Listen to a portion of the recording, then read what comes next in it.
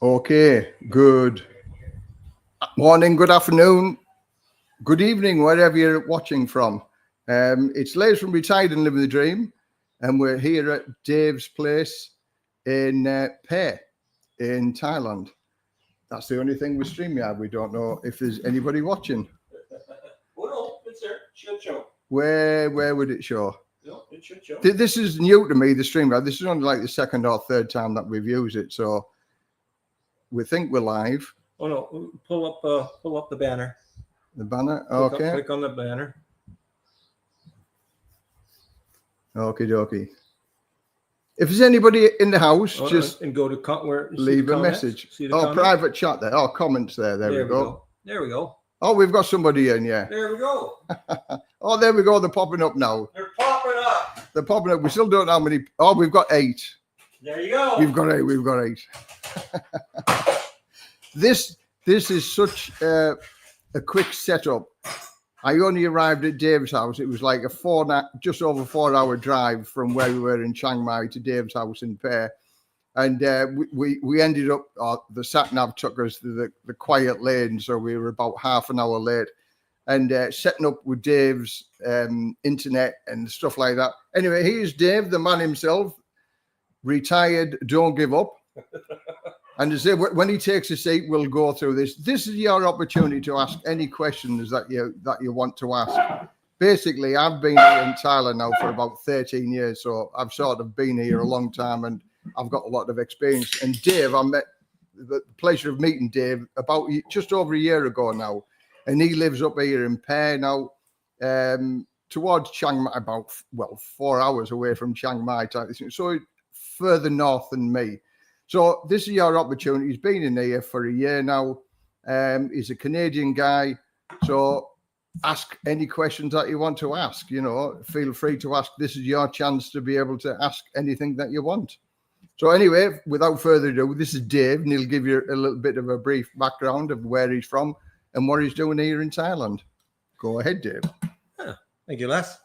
Good evening. It is, or good morning, depending where in the world you might be. Yeah, I've been here a year now. It's been a very, very, exciting, fast year, because the truth is it takes quite a while to acclimatize to everything that goes on and to say, okay, this is normal. But we're pretty close to that. I first came to Thailand. Les met me and picked me up at the airport. Yeah, remember that day. Yeah, and took me to Pattaya. We saw the fireworks display. He got me all set up, and then he threw me on the plane, and I flew to Chiang Mai to meet my beloved, who I'm now happy to say that I've married last November. There's a video out on that. And so we lived in Chiang Mai for 6 months, more or less to get used to each other on a neutral grounds. And once we decided that maybe each of us are okay, we then took the next step and we moved to her home village in Phe. Actually, it's in Song district in Phe province. So yeah, now we're sitting in a newly renovated room that at one point was a balcony, and in our living quarters is right behind the camera here, and the quarters were fine, except if we wanted to come out onto the balcony, the sun was beating down and it was just ridiculously hot. So we just did not bother to come out here. Hot then, Dave. Somebody's asked the question, how do you handle the heat? Coming from Canada, which is a nice warm place, especially this time of the year, for Eskimos perhaps. Well, I was in Nan City this morning, which is again about an hour and 45 minutes north of here. And on the motorcycle, I had my flak jacket for riding jacket. But I had a shirt underneath, and I tell you, I was cold. Right now, this time of year, in the mornings, it cools right down. We are sitting right now at about 20 23 degrees Celsius here in the room, which is amazing, by the way, because the sun is hitting the roof right above us. But the roof is an insulated roof, and it's keeps this room quite cool. Insulation. That's what I tell everybody about building a house. Absolutely, you insulate if you want. You want to keep your heat in, keep the cold in, whatever, insulation. And the way they built this, and there is a video. There's several videos on the construction of this addition, but the way they built the roof with overhanging and so forth. It's quite comfortable in here. And I've got to say, some of the building that goes on, many foreigners just trying to build something as cheap as they can, and you can tell it's cheap. But with here, I mean, it's a wooden house anyway, but the quality and the details to this, all the work, all the timber work that's been done is all been all teak and all hand assembled and handmade type of thing.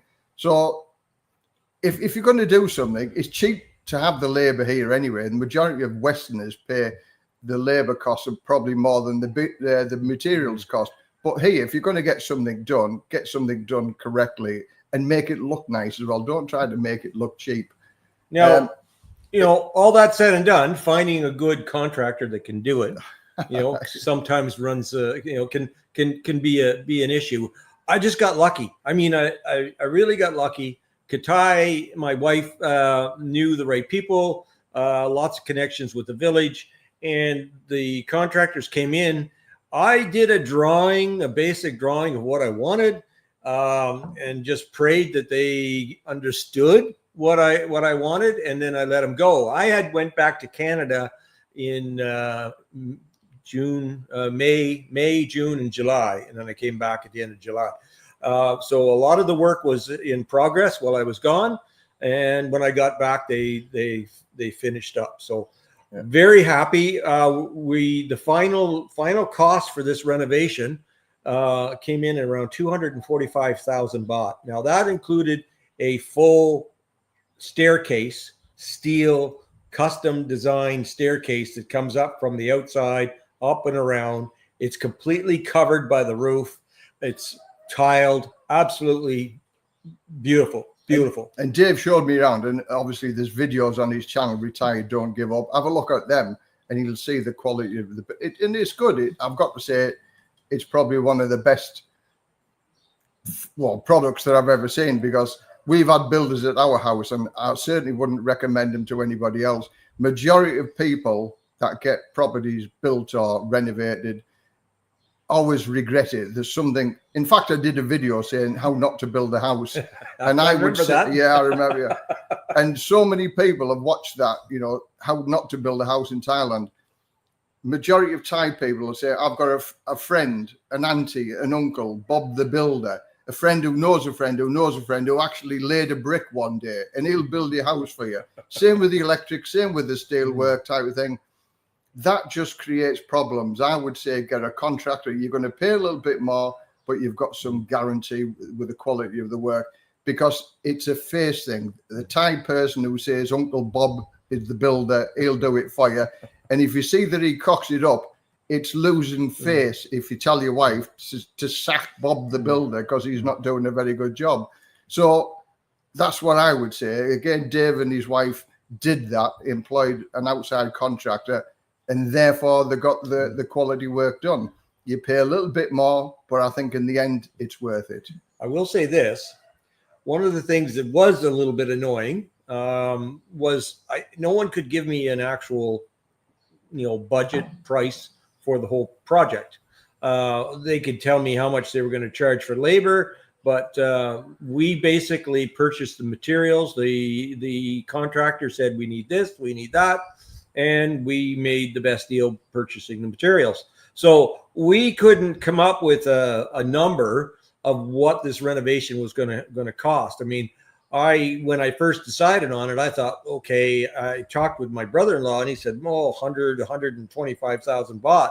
And I thought, oh, that's not so bad. Well, his number was wrong.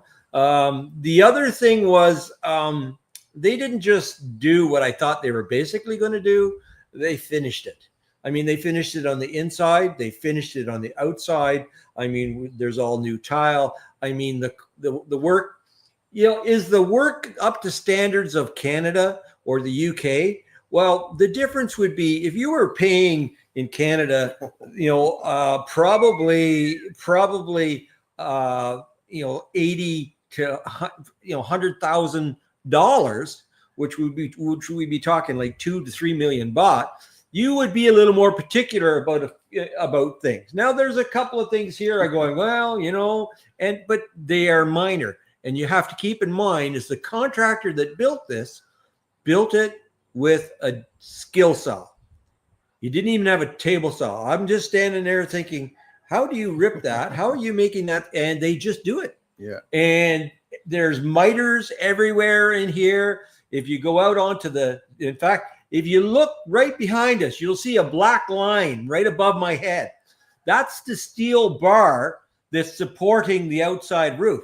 Well, that has trim. Now, they call that eyebrow. We call it trim. It's all trimmed out, absolutely finished. Amazing quality work for what they have to work with. As somebody said here in the comments, like, be careful about sacking Bob the Builder because you might be in the duck pond. That's correct, because face is a big thing, and I've said to many people, and I've been a victim of face myself with Ploy, my wife, is that we had a massive argument type of thing, and it was a face issue, face thing. I cannot stress how complicated of an issue that is, the face thing with time. People don't like to lose face. And it's not just his wife, it's all ties. Yeah, it's all ties. All ties. My wife included. And I would say that I've got it wrong, a few times, and I've apologized like 2 or 3 days later, because when everything calms down and they explain to me, face is a big issue over here. And like the comment then about telling a builder he's crap and he's no good isn't a good thing. So avoid employing Bob the Builder in the first place and look for a contractor, because then the face issue with the family and friends and relatives isn't a big issue. Then you could sack Bob the Builder without doing it. And again, somebody's put a comment there. The connection's fantastic. It's as if we sat in the next room to him. If you'd have seen us running no around, idea what we had to do to get that 10 minutes before I said we were on at 4 o'clock. We're on at 4 o'clock and routers So I literally took the router and unhooked it and moved it into the other room. So I'm glad the connection is very good. So thank you very much for that.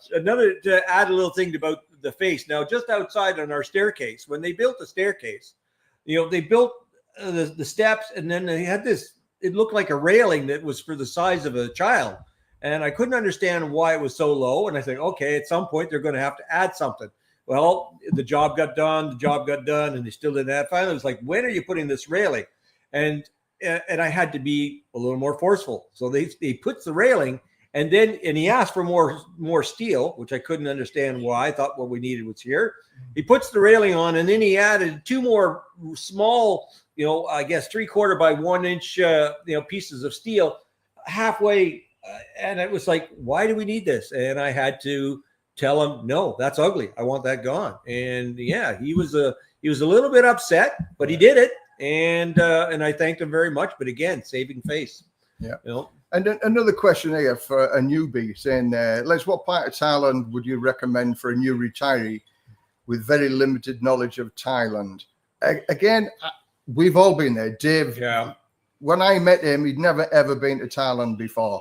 So he came, I met him at the airport, and Pattaya isn't the place to go to start off your adventures in Thailand. But the only reason we went to Pattaya is because it was the International Fireworks Show and Loy Krathong, which is, again, a special part of the year. Well, that was in Rayong. Loy Krathong in Rayong, but the fireworks was in Pattaya. International Fireworks Show was, I said, you're here. Yeah. And it was such a fabulous event. Amazing. So I said, let's go. So we spent one night in Pattaya, then we came up to Rayong. Yeah. And as far as places to go in Thailand, Thailand is a vast country. And what might suit one person might not suit the other. We've been right up at north of Thailand, in Ban Rak Thai. That's just probably not quite as far north as Chiang Rai, but that's the furthest. But that took us 20 hours to drive to the northernest part of Thailand. And where we live in Rayong is sort of mid-Thailand. Mid-Thailand. It's another 20 hours to drive further south down to Krabi and down to Phuket. So you imagine 40 hours of driving from point A to point B. And there's some beautiful places in between all of that lot.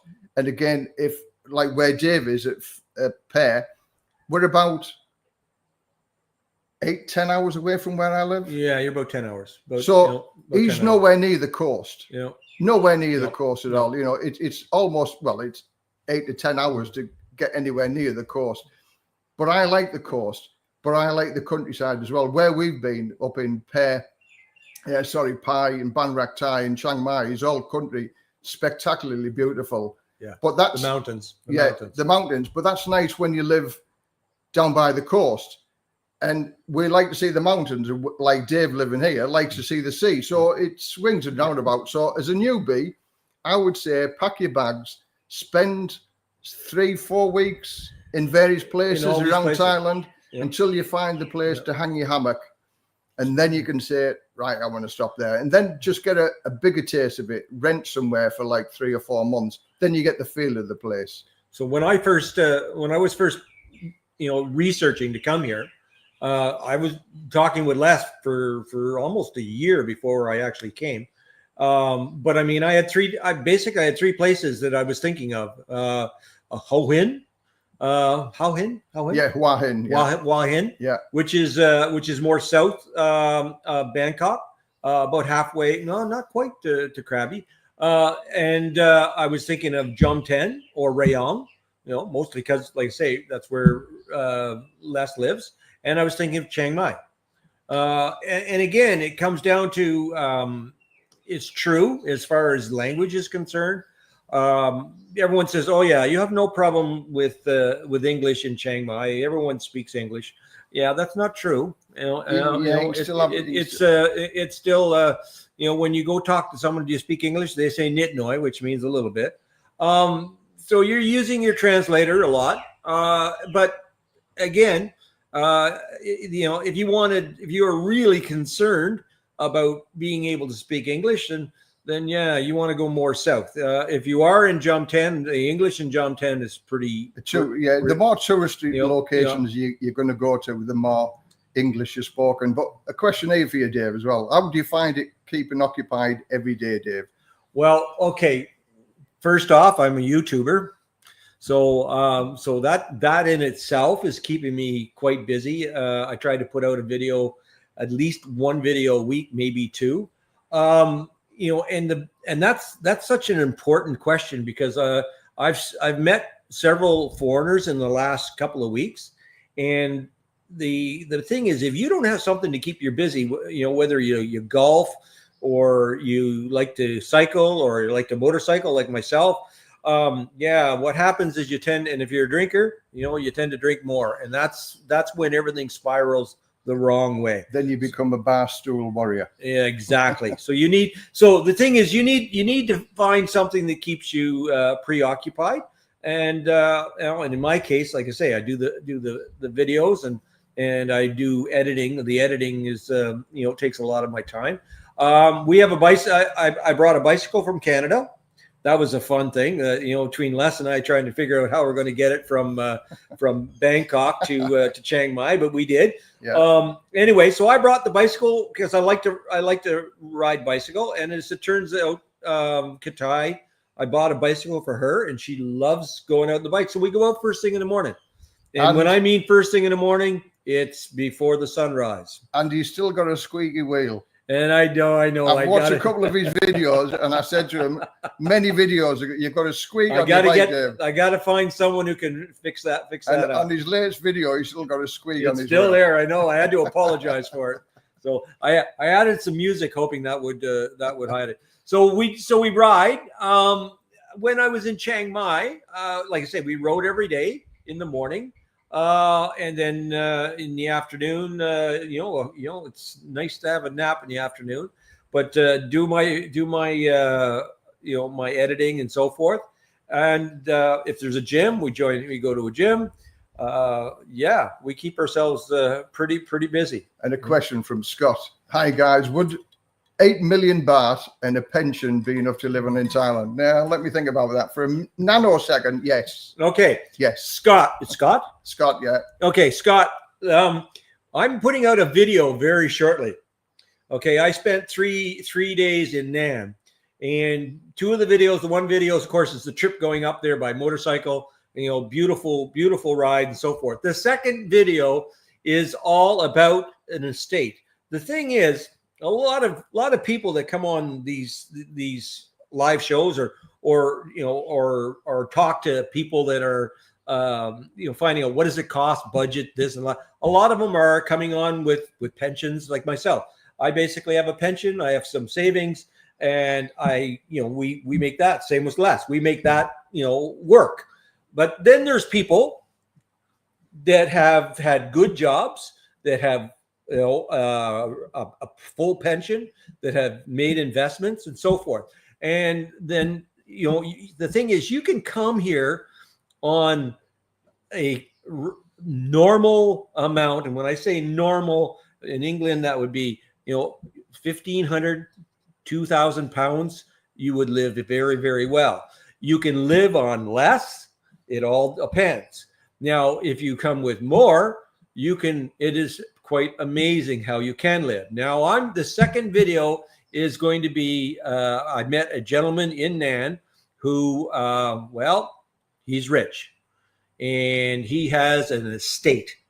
And it's taken him several years to put it together. But when you see this video, it is amazing. He's has 33 rye. Oh, that's a big, yeah. 33 rye. And he's trying to buy more of the rice fields to keep people from building. And he has it sprawled out over the whole amount, and it is spectacular. And again, it'll be a video to show what you could do with 8 million, So basically, I mean, I'm for the average working guy. I was brought up poor. My Same family here. was poor. I never had expensive things, type of thing. And I've done loads of videos that you can live on £800, which is our state pension. And I know guys that live on £800 a month, and they live a much happier life here in Thailand than they would do in the UK because of the sun, the warmth, the blue skies. This one particular guy that I'm going to mention, £800 a month. He lives in a studio apartment, and he's a social guy, very social guy. He's 70-odd-year-old, and he goes out drinking every night, and he has his adult entertainment once a week, and he does all of this lot on £800. I would say the sweet spot is what, like Dave said, between £1,500 and £2,000. £1,500 a month. I can't equate that to what it is in Thai baht or things like that, or dollars. But about £1,500 a month is the sweet spot. We live on £1,400 a month, and we live a good life on £1,400 a month. So it can be done. Yeah. See, now I'm working on. If you figure the difference, I'm about 2,100 Canadian, so that might work out to about the same. Yeah, works out to about 50,000 baht a month. Yeah, well, 50,000 baht a month. Yeah, 50 to 55,000 baht a month is sort of what we spend, but then that still allows for us to go on holiday and things like that. So it can be done. You can eat in expensive restaurants. If you don't like your Thai food, that's when the prices are going to go up. Because eating Western food, no matter where you go, is always going to be much, much more expensive. I mean, for instance, me and Play were eating Thai meals in Chiang Mai, in Ban Rak and Pai for like 400 baht for both of us. Because it's Thai food. Less than £10 to feed two people. It's just incredibly cheap if you eat the Thai food. But if you eat Western food, the prices are going to go up. If you like your alcohol, the prices are going to go up. So live a moderate life. Don't be using the adult entertainments, because then that'll £2,000 a month isn't enough. Yeah, you can spend that. To further Les's comment about the Thai food. Now, the third video we went up to a place called Bo Klo Clue, my wife would say it properly. And it was a resort there. And the meal that we had, there was like 5 or 6 different dishes. And the chicken, the deep roasted chicken. I mean, the food was just absolutely spectacular. And we spent less than, I think, 600 and change baht for this huge spread. So Thai food, it takes and if you have a problem with spice, like I did when I first came, I had a bit of a problem with spice. I mean, I could eat a little bit spicy, but now a year later, I'm eating considerably more spicy. Yeah, so it can be done. That comes. So Scott said, is the guy who said 8 million baht. He said he's been to Halifax and Toronto and Vancouver. Great place. Love Labatt's beer. Labatt's beer, yeah. Labatt's beer. Never had it. You're right. You're not missing anything. So a Papillon man. Hi, Dave. This is one of the guys that I met in England, and as I say, we've been good friends since. A suggestion, because many people know that Ploy doesn't like flying, and even more so now over the Christmas and New Year period. There's been 3 aircraft disasters. Pretty crazy. So we wanted to go to Korea to have a look at the snow. Ploy wants to see real snow. And one of the crashes in Korea from Thailand, and 2 Thai people died sadly on the car. Yeah. Ploy just says, no, we're not doing it. Yeah. We're not flying at all, is why we travel everywhere by car. So Dave's just come up with a good suggestion, the Trans-Siberian train route to Europe. That sounds great, Dave, but the trouble to try and get Ploy a visa, because I tried to get Ploy a Schengen visa to go around Europe, because I don't want to particularly go back to England. But the agent who was going to get us the visa said I had to go to England first with Ploy to get the visa to go into the Schengen area. So I think there's plenty of countries we can go to that are not too far. Laos, we've never been to Laos, we've never been to Cambodia. Vietnam, we can sort of drive to the bottom. No, we've been to Vietnam. Okay. Yeah. So there's many Asian countries that we can shake a stick at that we'll never ever see. We've spent like 20 odd hours, 2 weeks traveling around, and we still haven't seen the whole of Thailand. Wow. So I think Ploy, especially now, she's a worrier anyway. So she's certainly not going to fly for the near future anyway. Yeah, maybe that'll change, but give that time. But Dave's got his motorbike. He bought a big ADV 350. Yeah. And he travels everywhere in the motorbike. He's got all the gear, got the back boxes. Again, he's made videos about this as well. So have a look at Dave's videos if you're into motorbikes and traveling. He's got all the gear. Fantastic. We've got a little Honda Click, 160, but his motorbike is beautiful. Oh. Any more? Yeah. Thank you, guys, for the advice. No problem, Scott. Good day, guys. Food courts and shopping areas have cheap food. Exactly. Yeah. We were at a night market last night. Just a wonderful little walk. Everything you could possibly think of. You grab your food, and then there was a little park that you could sit down. I thought this is in Nan. Nan is in Nan province, which is north of Pair, which would be west of Chiang Rai, but a little south. They have in their park a recycling setup with garbage and everything, and it was like I've never seen it before. It's just everything, you itemize it, and it's like, that's amazing. So, just thought I'd throw that out there. And Cambodia, just got back from Cambodia. It's better than Thailand in a lot of ways. I think it's a personal choice. I've got a friend who's gone to the Philippines as well, and he likes the Philippines. Before he came to Thailand, then he's got a taste of Thailand now, and he's gone back to the Philippines, and he says Thailand is much better. So again, it's where you're happy at, really, at the end of the day. Cambodia, I can't say because I've never been there, but I've seen Laos, and I think at the end of the day, Laos looks a beautiful place as well. But it's on our radar to go and have a look. So again, Cambodia is cheap, but the only 2 or 3, Siam Reap and I forget the other place, but there's only sort of 2 or 3 places that I've heard of Cambodia. So what floats your boat, really, at the end of the day? And I know people say Cambodia is cheap, and the majority of subscribers that have said to me, as soon as Thailand bring in this tax regime thing, they're going to go to Cambodia or Vietnam or Laos. And here we are now in January, and they still haven't made their minds up. So, are you worried about the tax at all, Dave? No, not at all. Same as me. Not at all. Have you got a tax number? Yes. You've got a tax number. Yeah, but you mean in Thailand? Yeah. No. Oh, no, there you go. Same as me. I have to pay taxes in my home country. You know, I do my income tax in Canada every year, and because my income comes from there, and that's how it works. And Canada there's a tax agreement. It has a tax agreement with Thailand. I think England does too. I think majority of the countries have a tax agreement with Thailand.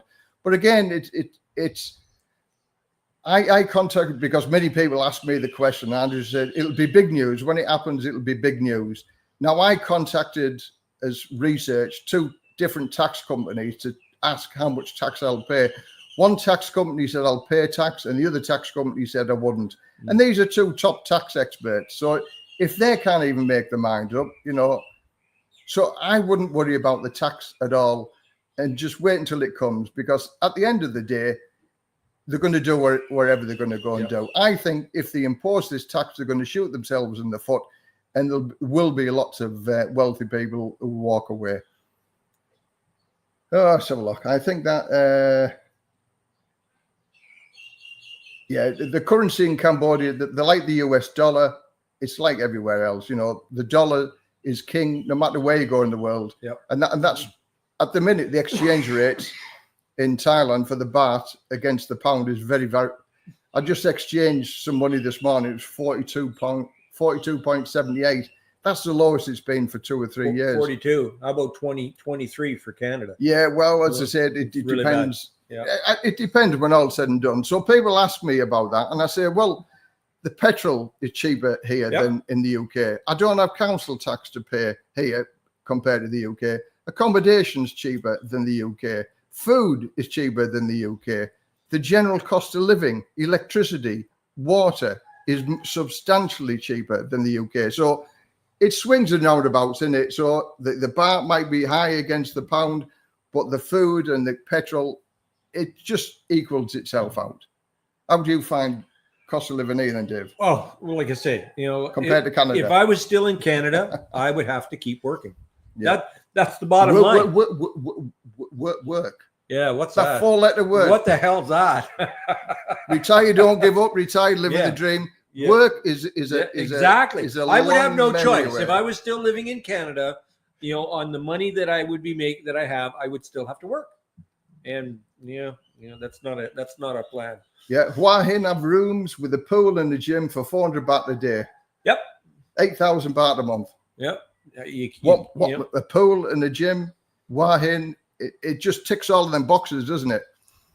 And let's face it. I mean, I've watched the news a couple of times during our holiday period, and Starmer is going to introduce higher tax levies for cars, electric cars and things like that. You Brits are going to get absolutely hammered with everything next year. There's no good news. There's absolutely no good news. And I think that's the same in Canada and in America and Australia. Majority of people that I talk to always sing the same tune. The same thing. It's so expensive. Yep. It's same look thing. Outside of the box. Come and visit. At least have a look. See where your money goes. And it goes much further here, doesn't it, Dave? And you can't, it does, but you can't come for 2 weeks. If you're going to come for 2 weeks, you're just coming for vacation. And if you're only coming for 2 weeks, then go to Krabi or someplace like that where you're not going to even notice unless you know where to look for where the Thai goes to eat and so forth. Those places are all commercialized.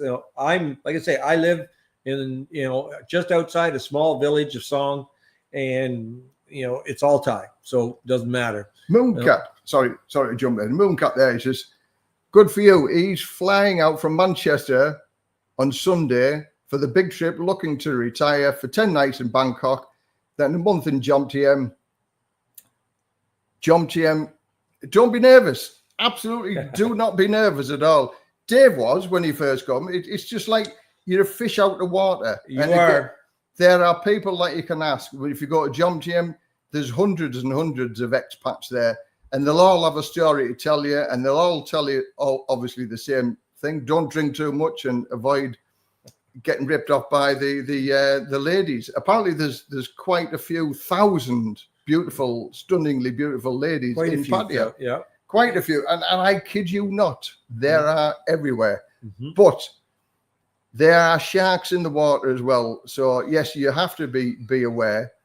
And but it's such a beautiful location. And majority of people that leave Pattaya when they go back to the UK or America suffer from the Pattaya blues. Well, yeah, exactly. I mean, and Dave was the same when he went back to Canada. Yeah, I couldn't wait to get back. You know, I went back to Canada simply to to finalize all my affairs and sell everything off that I could, and then come back as fast as I could. I thought I was probably not going to come back for 6 months, but I was able to get things done, and I was back within 3 months, and I'm not looking back at all. So here I am. So there you go. It is possible. Mm-hmm. And it's come across here first. That there are people who come across here and burn the bridges. Don't burn your bridge. Have a look first. Thailand isn't for everybody. Although I sing its praises, I meet a number of people who find it's too hot in the hot season, and it can be very, very hot and uncomfortable and humid. But I've been here for 13 years. Do I still get used to it a little bit? But it's still hot and humid. Hot and humid, no matter where you are in the world, is hot and humid. But I would sooner sit in front of a fan to keep cool than sit in front of an electric fire at winter time for 6 to 7 months of the year, freezing cold. And Dave gets it even colder in Canada than we do in the UK. Here's my plug for the North. He's saying hot and humid. Well, I can tell you, we're now into the dry season. The rainy season is over. It won't rain any significant amount for the next basically 3 months. And the temperature will eventually start to climb. Right now, the weather is absolutely spectacular. We hit 31 degrees today. And eventually, in about 2.5 months, it'll hit 41 degrees. And we think, okay, that's really hot. But here's the plug for the North. Humidity, 15%. And that's it. You're hot, but it's not humid. It's the humidity that kills you. Yeah. This guy, he wants to live down by the water, so he gets the humidity all year round. We get the humidity. Sometimes you just can't get away from it, but that's just the way it is, Swings and roundabouts. At the minute, living by the coast, it's lovely. It really is nice. I was brought up by the coast, so I've missed the sea. Even though we don't go down to the beach every day, it's just local on our doorstep. But Thailand has its beauty with the mountains that we've just been up with north. It's just spectacularly beautiful. And as somebody says here, Chiang Rai has cheap rooms as well. Chiang Rai is a spectacularly beautiful place as well. I've got to say, I travel the world. I went around the world for a year, and I've been around a lot of Europe. And I've got to say, Thailand, it's got so many beautiful places to visit. Stunningly beautiful, and it's cheap. £10 a night you can get accommodation for less than a tenner a night. Where could you get some place to live apart from the park bench for a tenner a night anywhere in Europe or America, Australia, whatever? And again, I mean, you're talking cities, and going to these cities, and there's deals everywhere. There's better deals if you get out of the city. I rented a house. It was 13,000 baht a month, which worked out to about $650 Canadian, which would be probably around 500 pounds. It's a full 1,500 square foot house. Again, the deals are there. The thing is to come and take your time. We were here for 3 weeks before we found, maybe not quite 3 weeks before we actually found a place to rent, and we went from there. So yeah, there's lots of places that you can stay temporarily for a while till you find something a little more permanent. Yeah, and a good comment about here, Mooncat, couple of days and it will feel great. Just remember, don't be a loudmouth, bad behaving Falang. Be respectful to the Thais and their culture. I would say 100% exactly with that. I have a friend, an associate type of thing that broke all of them rules. He was loudmouthed. He didn't respect the Thai laws. Why do they do this? Why do they do that? And it's just crazy. You've got to throw your mindset away. Here, it's compulsory to wear a helmet.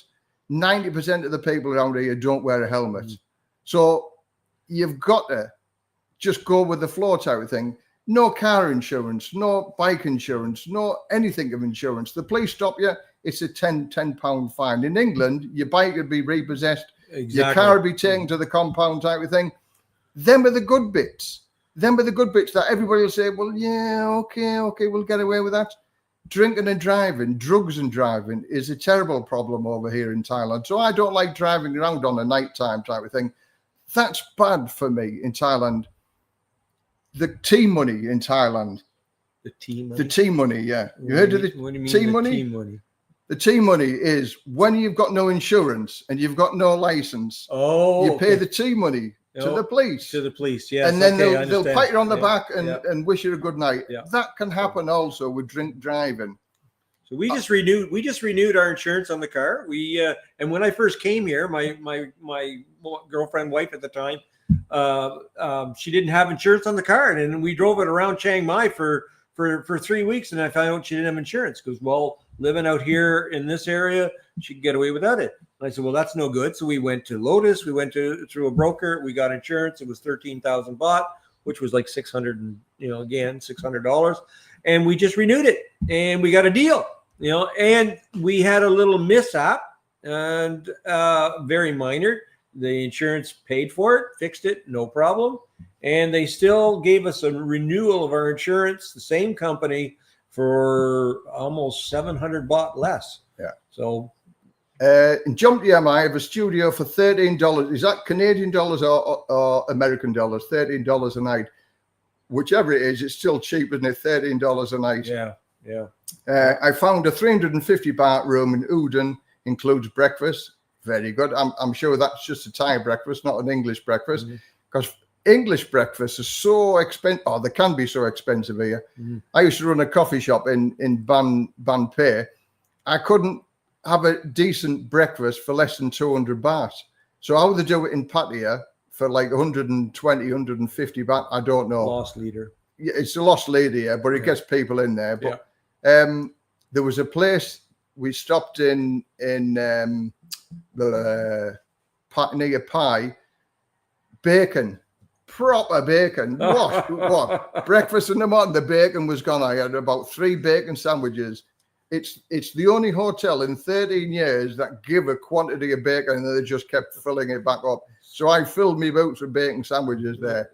Oh, so, you can find it. We were in Sukhothai last month, which is the original capital of Thailand, and there's 700-year-old ruins. And we went to a restaurant for breakfast that on Google said it had a full American or breakfast, and it was like when we got there, no, it didn't. But it turned out the owner was Swiss, and he said, "Oh yeah, we can do that. We can do that. We can give you scrambled eggs and bacon." And he said, "Would you like a baguette with that? A fresh baguette?" And he cooked a fresh baguette. So. Like it's amazing what you find. Pattaya, it's just scroll past there. Pattaya, the police were out collecting donations. I mean, the Christmas fund is depleted now, as has the New Year. Right. So now in Pattaya, it's the worst place to drive a motorcycle in Pattaya without a license or insurance or anything. And this is my own personal thought. If you don't have a license to drive a motorbike, you shouldn't. The traders shouldn't give you a motorbike because. They're breaking the law as well, but it's sort of hand in glove, because the police will repossess the motorbike.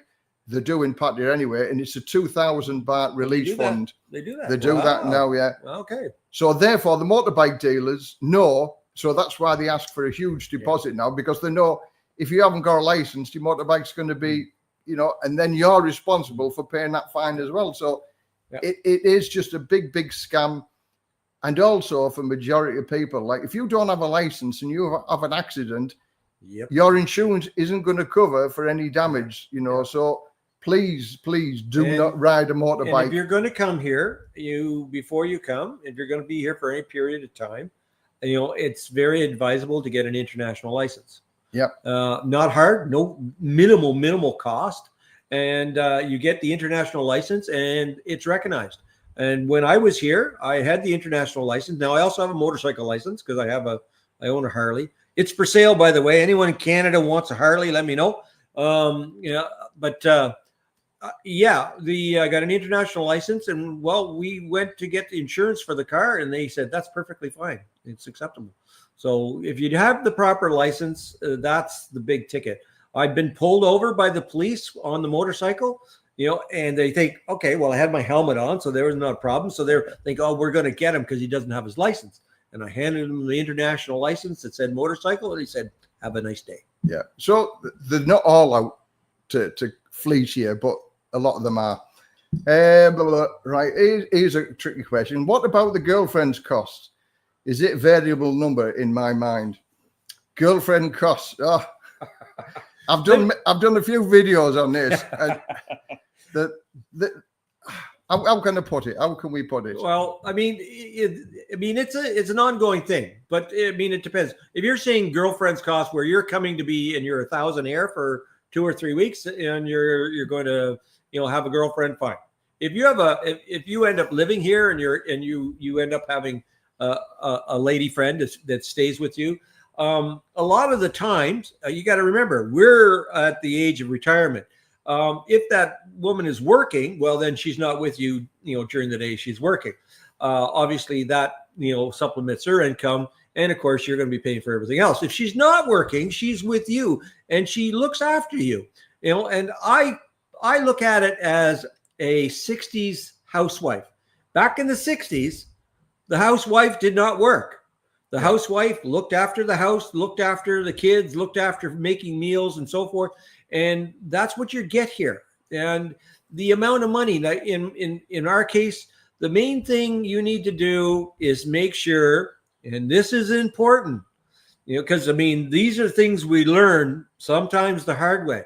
If you think you're holding the purse strings and you're trying to control the money, that's no good. She needs to have a feeling that she doesn't have to come to you for every little baht, for this, for that, for this. So if you have to realize, so when I go to the bank, and remember, it's taken me a year, and we've had discussions, and it's not all gone well, and because the truth is, we're the ones on a learning curve. We're in Thailand.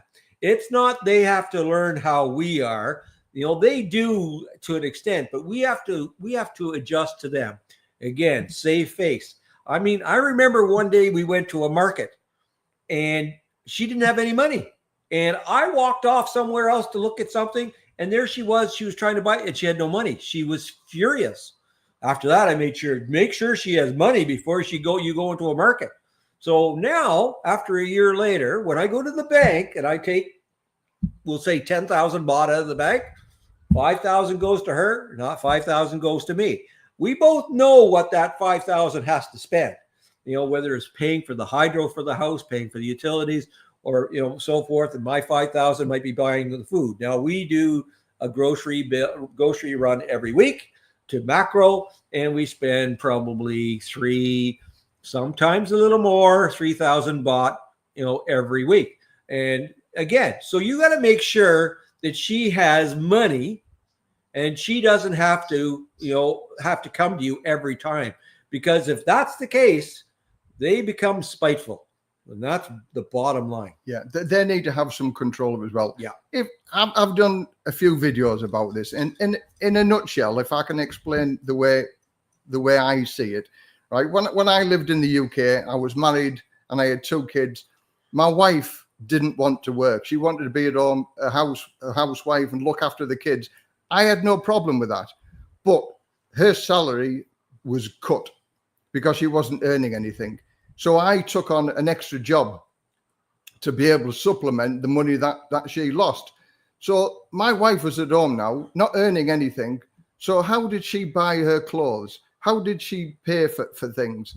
It was me, wasn't it? So when all's said and done, this problem about giving Thai ladies money is a fallacy in my mind, because this happens everywhere in the world. If your wife doesn't work, she has to come and ask you for money. I don't want my wife to have that feeling. So I give my wife a salary because she still has responsibilities as well. In Thailand, Thai family is a big thing. Yep. So the salary that I give my wife, a part of that goes to looking after her parents as well and her son. So she's still got responsibilities. My wife doesn't work, so we can pack a suitcase and we can go on holiday tomorrow. Exactly. If she worked, then she couldn't come on holiday with me. There are foreigners whose wives work, but their wives can't go on holiday with them at the drop of a hat like what we do.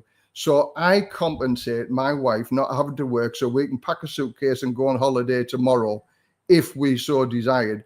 The same thing was in England when I paid for my wife to stop working so she could be at home looking after the kids.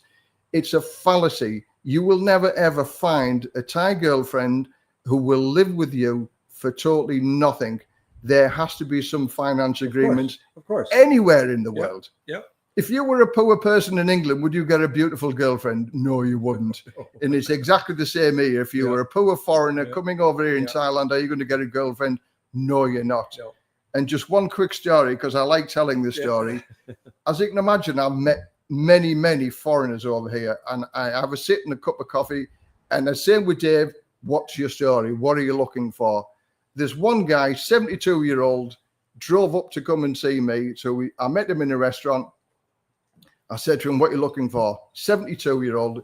He said, I want a Thai girlfriend, has her own house. I want James, remember this story because I've told it that many times. He said, I want a Thai girlfriend with her own house, her own car, doesn't want money off me. And if she's got a fishing lake, it ticks all the boxes. And I said, well, what have you got to offer? He said, nothing. He said, I've only got my pension and that's it. And I said, with respect, John, I said, there's not many Thai girls or Thai women have their own house and their own car looking for a 72-year-old man with no money. And he spat his coffee out and he walked out and he said, Rayong's a crap place anyway. So be realistic what you're looking for, type of thing, you know. And put an ad in the paper, wanted wife with boat and outboard and motor, house and send picture of boat and houseboat motor. And I don't want to give you any money. See how many replies you get. And I think it starts off with 0. Yeah. So it's the same around the world.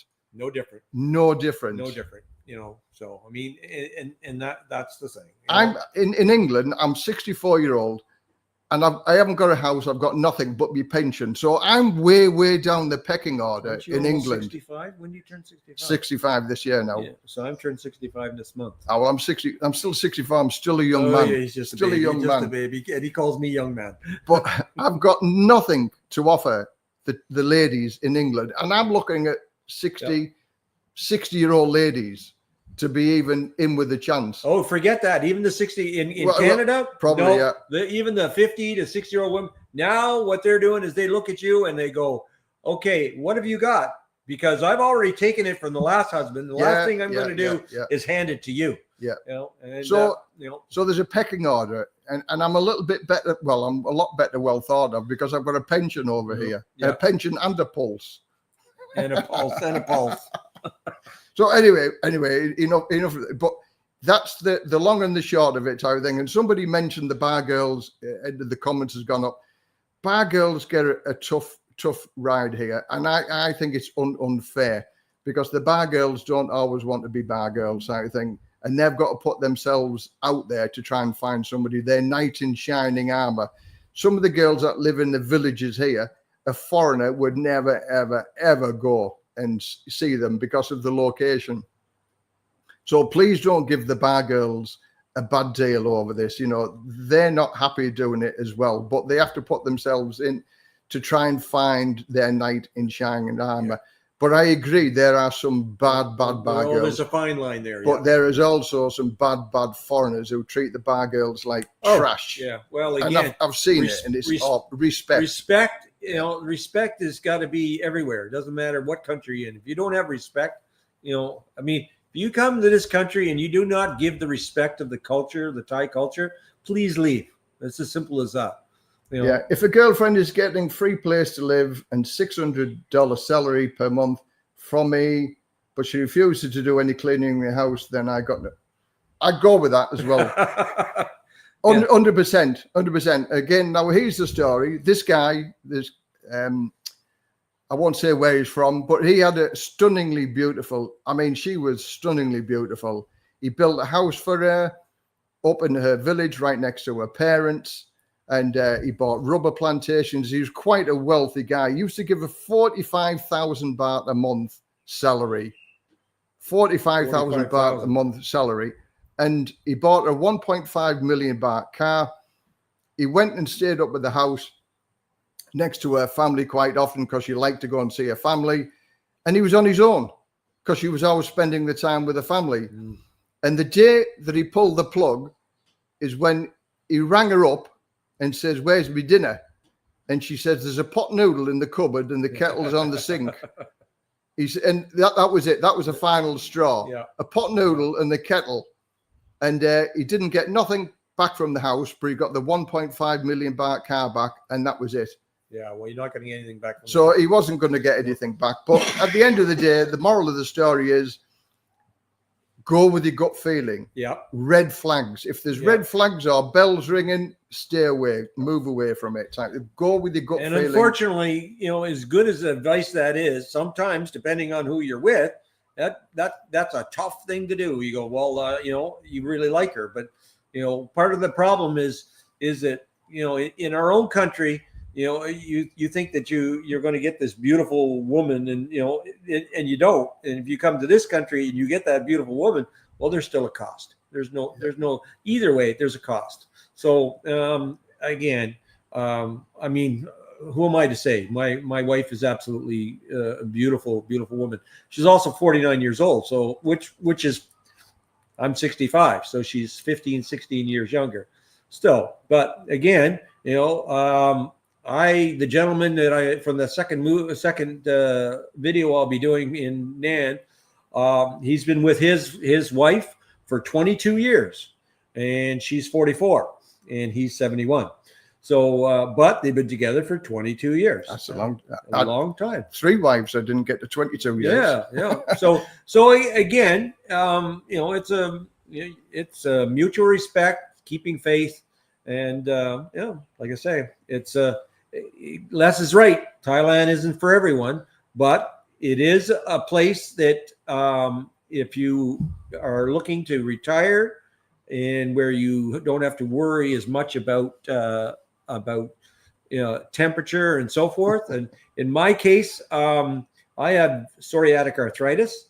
I also had cardiomyopathy, which was called an enlarged heart. When I came here, and there's I got some stories, but when I came here, I stopped taking my arthritis medicine, simply because, the humidity, the temperatures, it was a lot more bearable. And as it turns out, one of the medicines that I was taking, and a doctor would say not a chance, but there's so much proof that it is. One of the medicines I was taking that was causing the cardiomyopathy, and now my heart output it's not normal, but it's very close to normal, way more than it would ever was. So, and people say to me, I mean, I've been back to England a few times, and people say to me, they see the total difference of me from England to here. Oh, yeah. I look much healthier. I look better than England. And I do. As I say, not the last time, but the time before, I was bad. I was there for 9 weeks, and 3 weeks out of it, I was ill. And everybody's, wow, Les, you look so ill. But the minute I got off that plane, it's just the whole feeling that you're surrounded by happy people here in Thailand. Everybody's happy. The Thai people are happy with what they've got. Would you agree with that? Oh, absolutely. I mean, that's the thing. If they're living in a tin shack down the road, they're happy because with the Thai Buddhists, that's their lot. That's their little where they are, and they're happy with what they've got. So we have in our house here. I mean, we did actually. My wedding is there's a video on our wedding where we took place in our Buddha room, and our Buddha room is quite large. There's also a prayer room right beside it, and that's where many ladies will come once or twice a week and spend time with Katai, and they go and pray. The first thing that happened, and I brought Les and Ploy through that way. The first thing that happened is Ploy made a right-hand turn straight for that prayer room, and she sat down and did her prayer. Yeah. There's just a comment here, right? And I'll come out and I'll argument a point on this. Find a girlfriend with a uni degree or a farm girl. Stay away from Patia. If she asks for lots of money, dump her. inside the 2 weeks. There are a million single ladies there. I'll go with that a certain amount of way. But here we go. Here's another. I'm full of stories.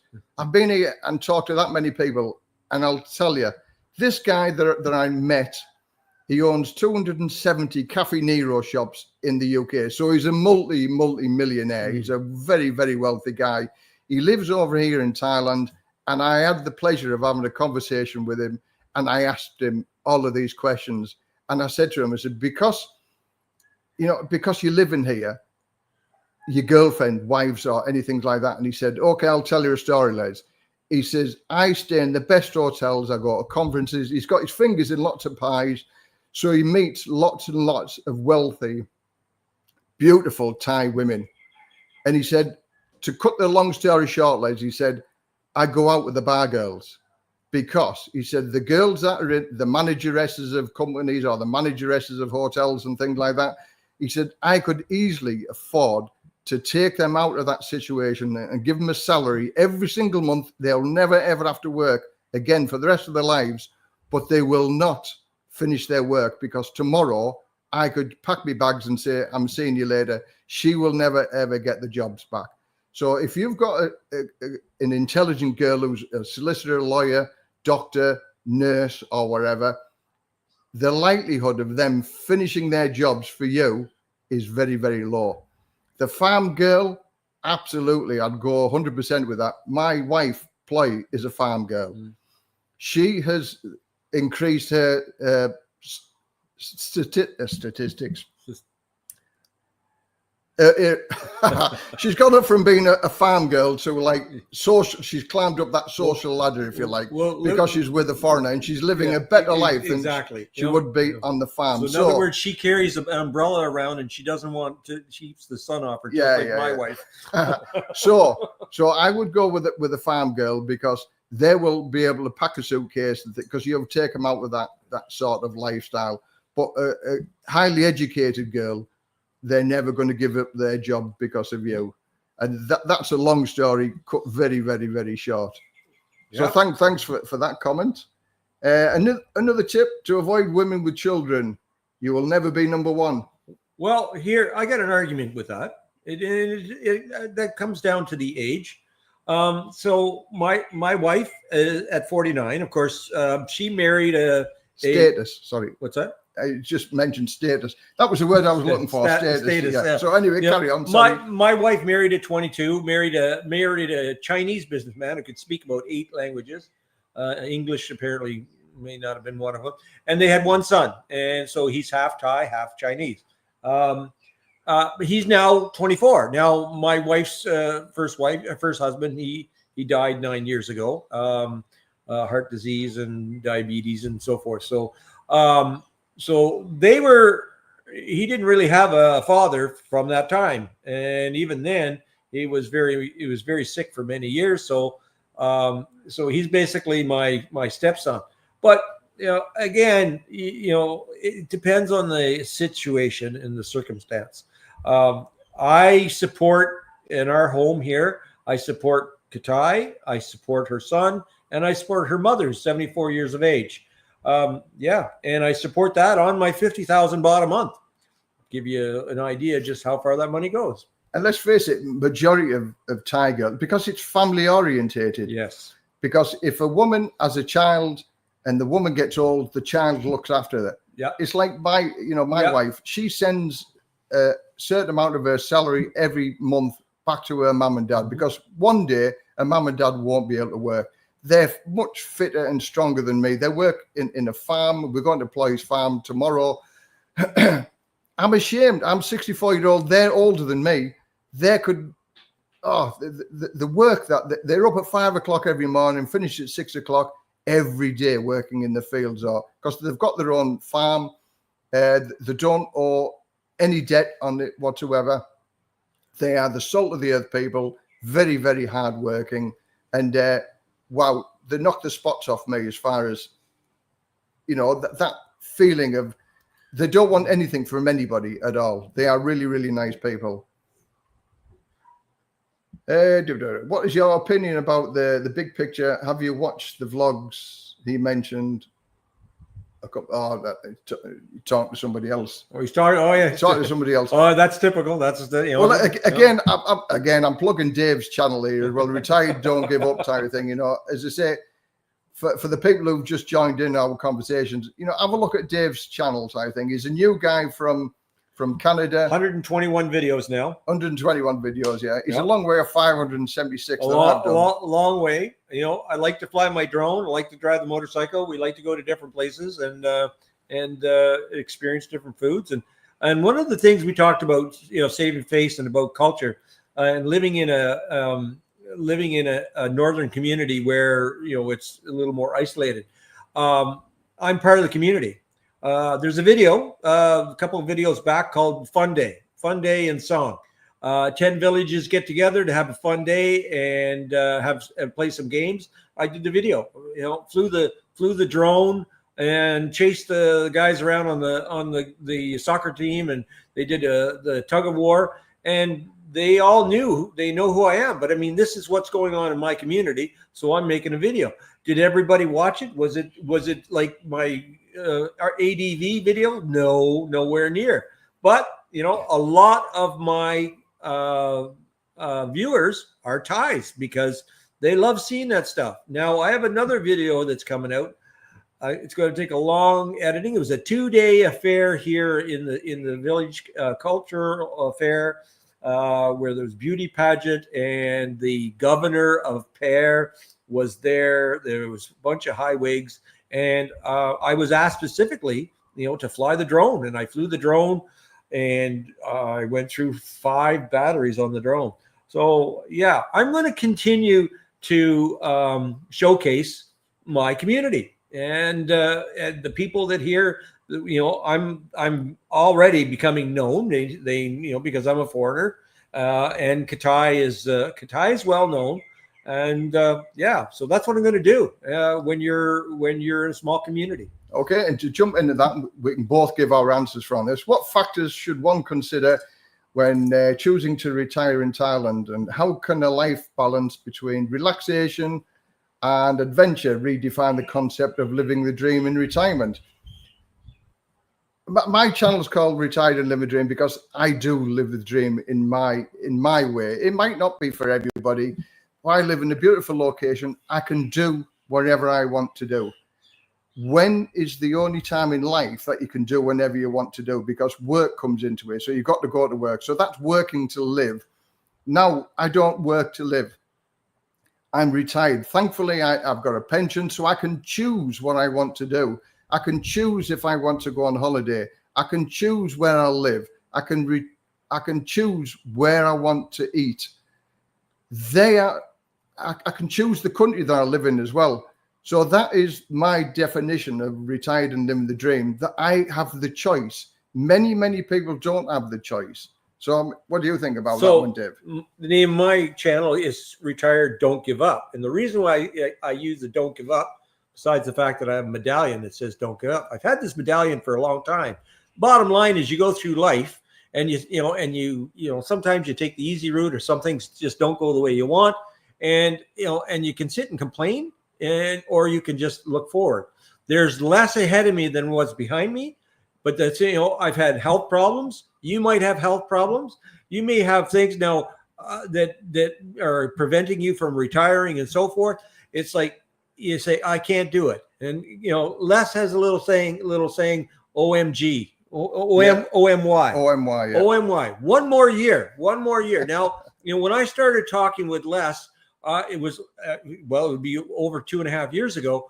I told him I won't be there till I turn 65. I won't be there till I turn 65. Well, work got me, health got me, and I knew that if I kept working, my health was going to get worse. And it's like, you know what? You just can't. You can't wait. If you can retire today, find a way to do it. Don't give up. That's the point. Retire as soon as you can, for as long as you can. Because absolutely. 64, Dave's 65. Oh, 65 this month. We've got more years behind us than we've got left in front of us. And there's no surety that health is going to get any, well, certainly health is going to get worse. The older we get, you're going to have health issues and things like that. So retire as soon as you can for as long as you can and do wherever you can.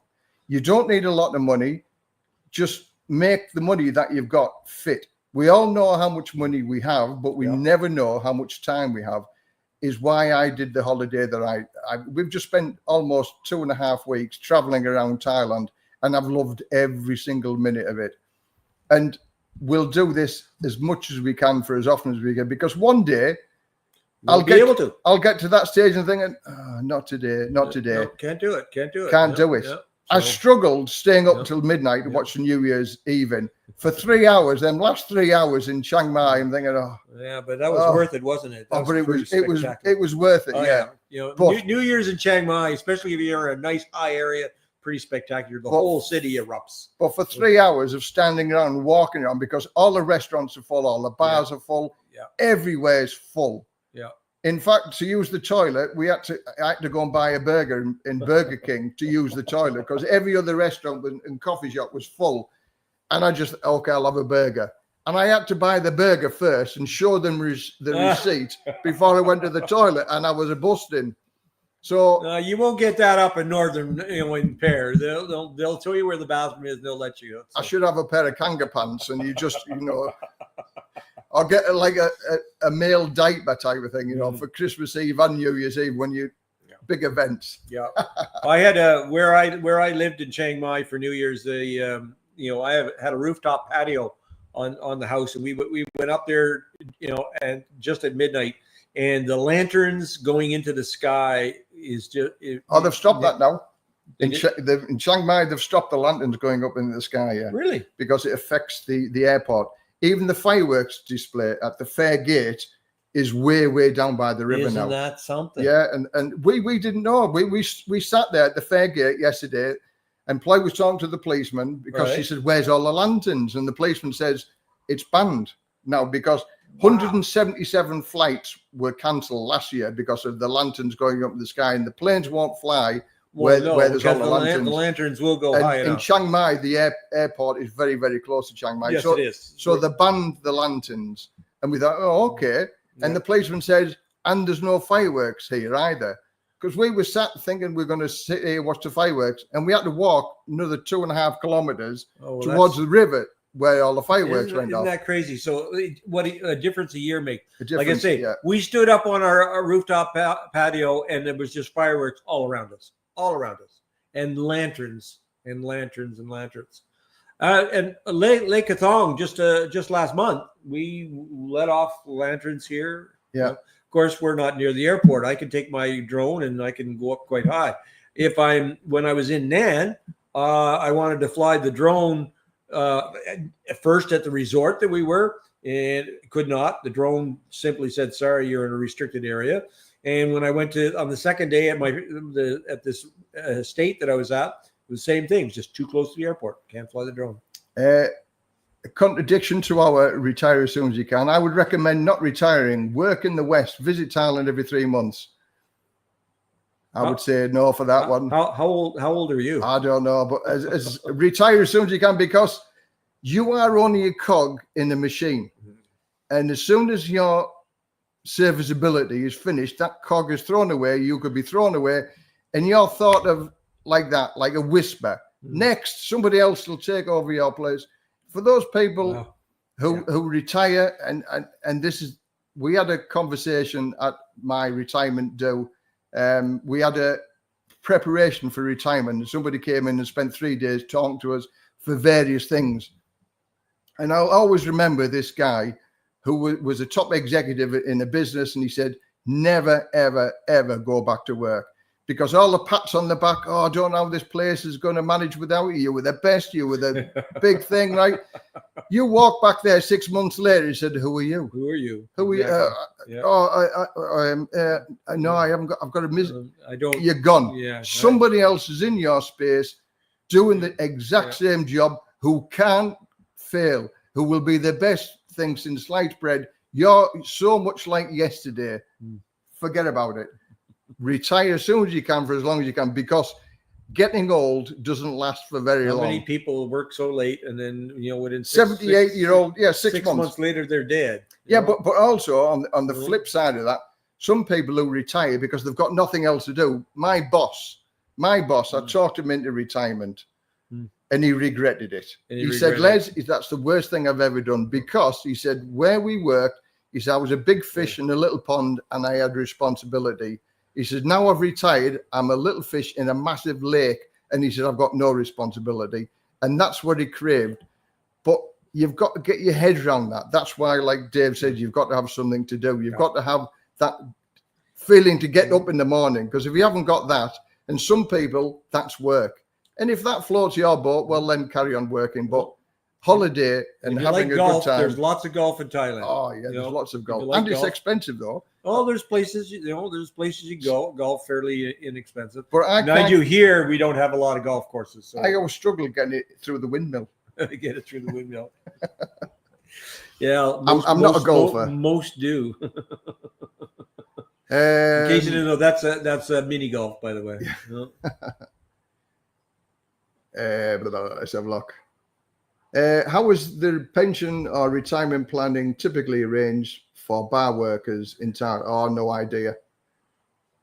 Bar workers in Thailand, they get nothing. There's no support system over here. There's no social security. There's no retirement. Well, there is a bit of a retirement thing. Yeah, the seniors get. I think they get what, $600 a month or something. 600 baht a month. Yeah, 600 baht a month. My wife's grandmother, who's 96. Gets 550 baht a month pension. Yeah, there's your pension. 96, 550 baht. Yeah, so that's it. So. And her uncle that worked for Yamaha for 40 years gets 1,500 baht a month pension. For 40 years work in Yamaha, 1,500 baht a month. That's his pension. 1,500 baht a month pension. Yeah, that's his pension for working 40 years. So that's what I'm saying, that the Thai people, that's why Thai people have kids, because when you get to an age where you can't work anymore, there's no social security, there's no backup system here. Family look after family, and I like that way. I think it's very admirable. We in England, if your mother goes or your dad goes a little bit la-la, you shove them into a nursing home. Get in there, I'll see you once a month or something like that for an hour. Over here, you get looked after. They still go in la-la, yeah, I know. They still go la-la here as well, yeah, I know. But it's a cheaper la-la. Well, in fact, I've done videos on assisted living over here. Yeah. You can have, because of Westerners, we get quite a lot of money for retirement here. For 40,000 baht a month, I've done 2 videos on assisted living. For 40,000 baht a month, you get a medically qualified person to look after you 24 hours a day. You'd pay that a day or 2 days. 40,000 baht a month, and that gives you a place to live. That's just medical care. That gives you medical care. But if you wanted a place to live as well in an assisted living village, that's 30,000. So for less than 80,000 baht a month, which is roughly £2,000, you get 24-hour medical care from a medically qualified person, and somewhere to live, a 3-bedroom detached house in an assisted living village. I've done videos. Have a look at the videos from that. Healthcare over here it can be quite expensive if you've got no medical insurance. But with this company, with the assisted living, if you have to go to the hospital, they'll give you 40% discount. So it's worth looking at over here. I don't know how much it is for aged care in Canada. Yeah. I mean, that says it all. You have healthcare in Canada, but it's called go in the waiting room and wait. And it takes a long time to get what you need. It is there, and it is good to an extent, but unfortunately, it's overloaded and it's not there. I myself, like when we were talking on healthcare, when I came back in July, I had a little problem with my heart. It wouldn't slow down. We ended up in Nan, was where we flew in from Bangkok after I landed from Canada, and I could not get my heart to slow down.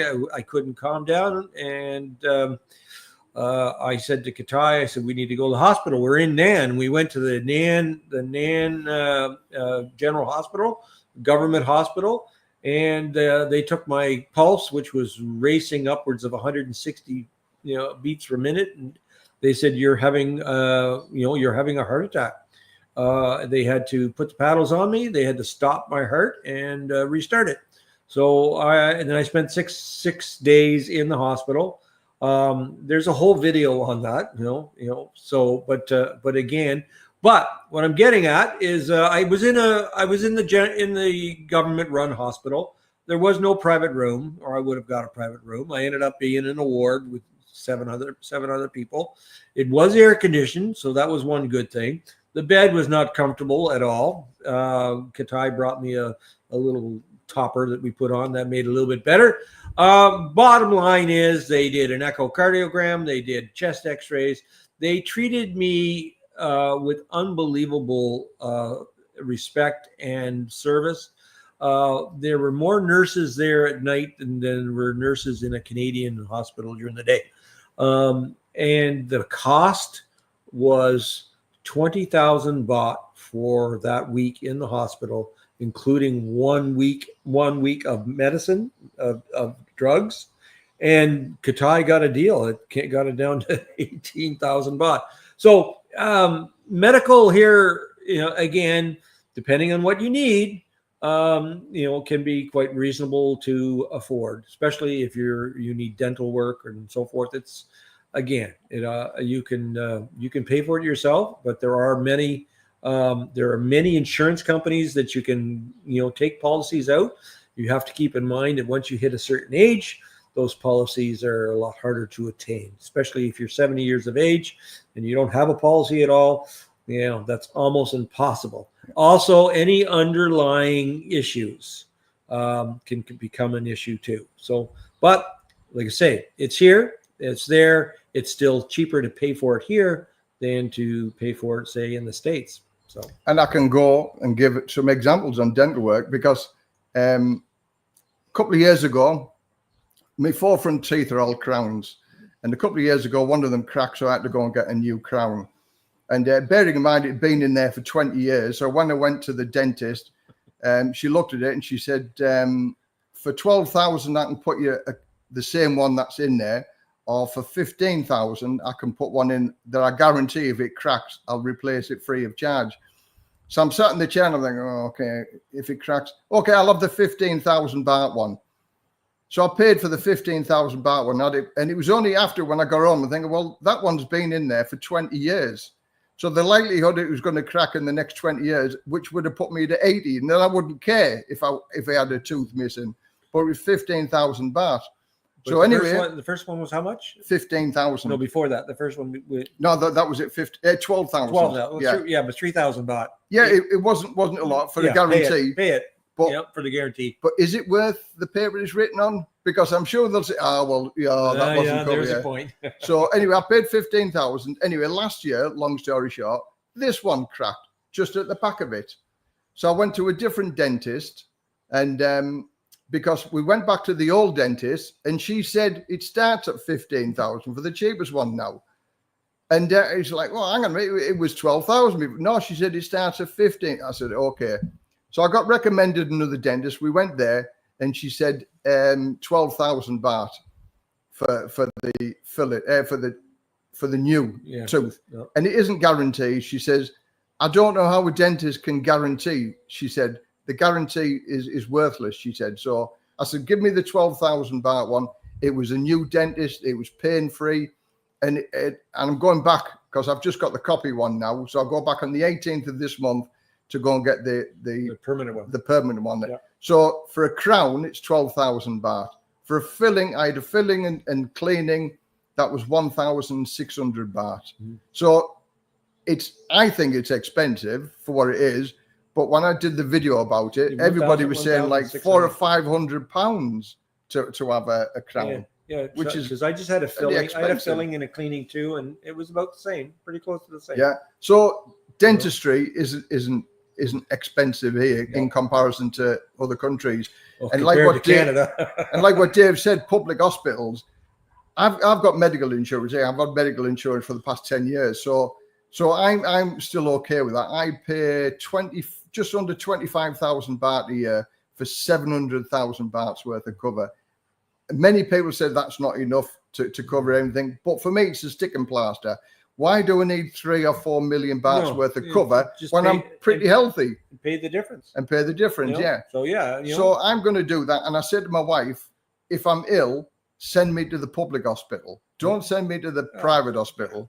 Public hospitals are the way to go. They are not too bad. And you get seen the same day. Yeah. And public hospitals. Chances are it's the same doctor that's at the private hospital going to the, because the doctors that work in the private hospitals have to do so many hours in the public hospital because the government trained them. So sometimes, it's like Dave says, you can see the same doctor.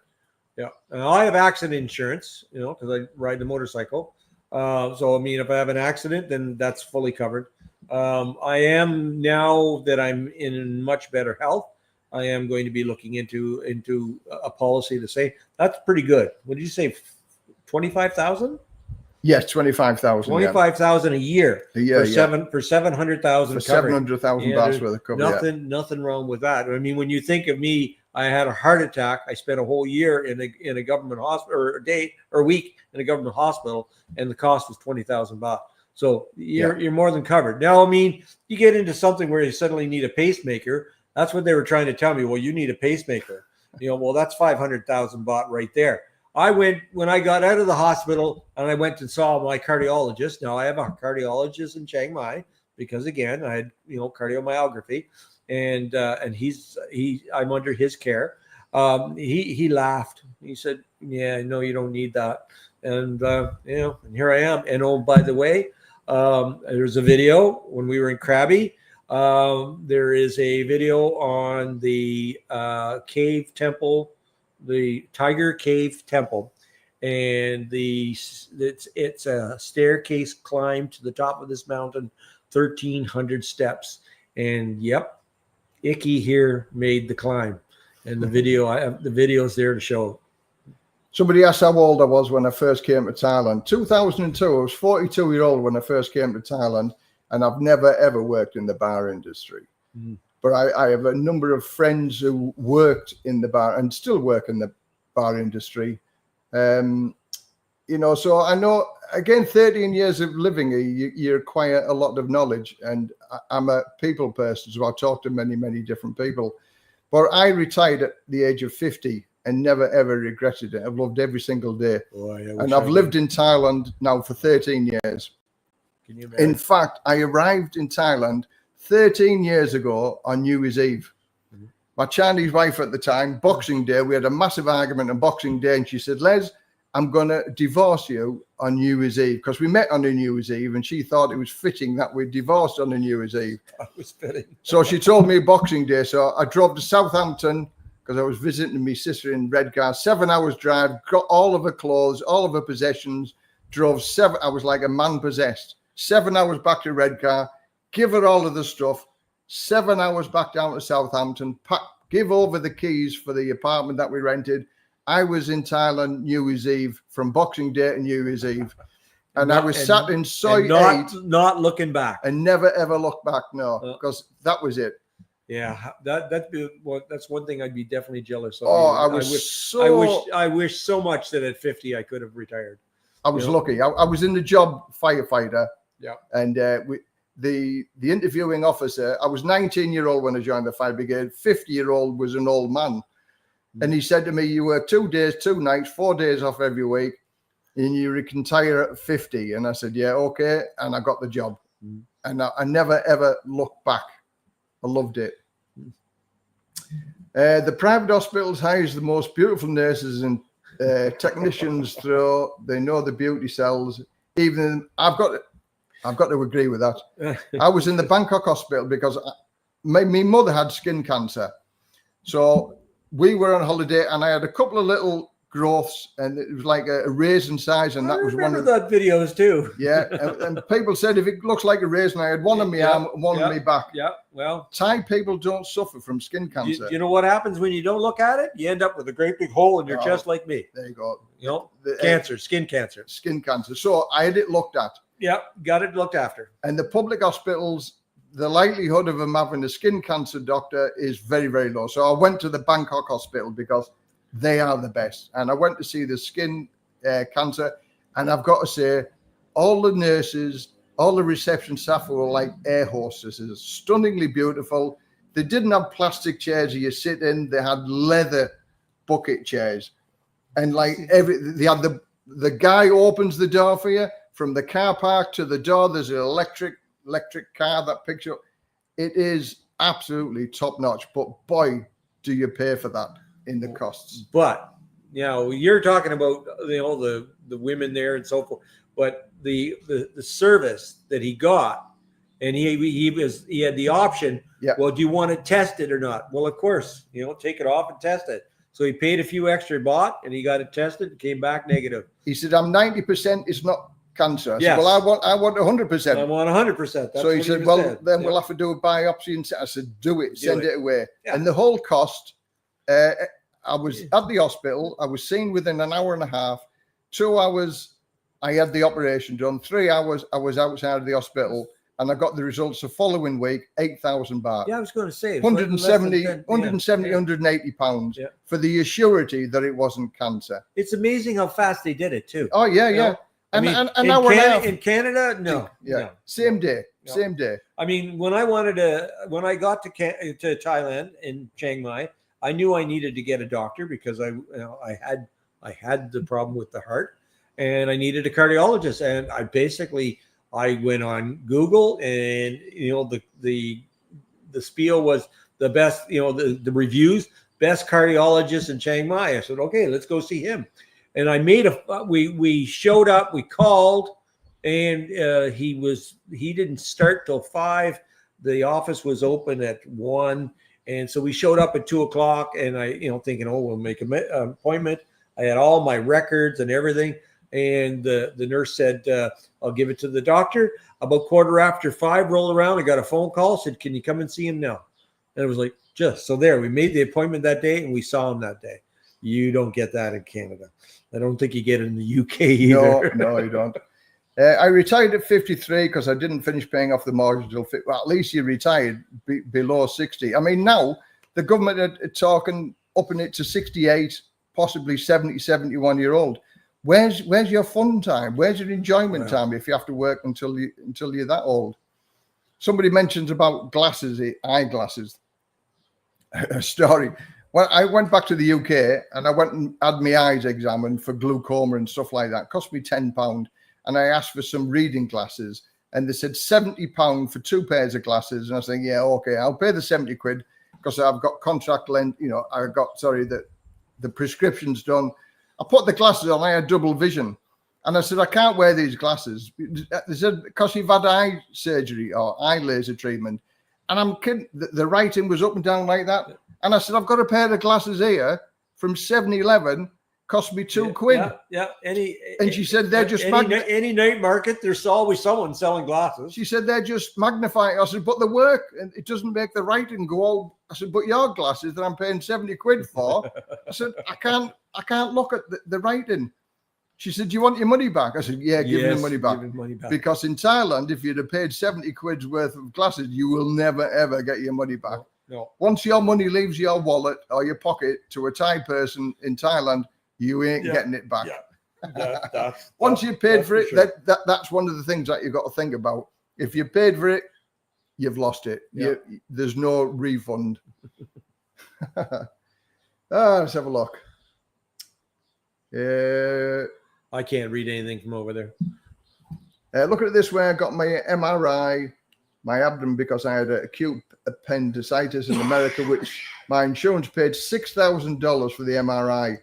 I just had my entire body MRI done in Vietnam, $700. Exactly. Again, you can book an MRI. There are various treatments that you can get in Belmagrad Hospital, I think, Bangkok. You can get.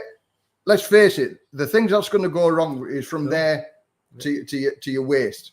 Contains everything, isn't it? You know, your heart, your lungs, your kidneys, your liver. You can get an MRI scan done, but you've got to be prepared for the results as well.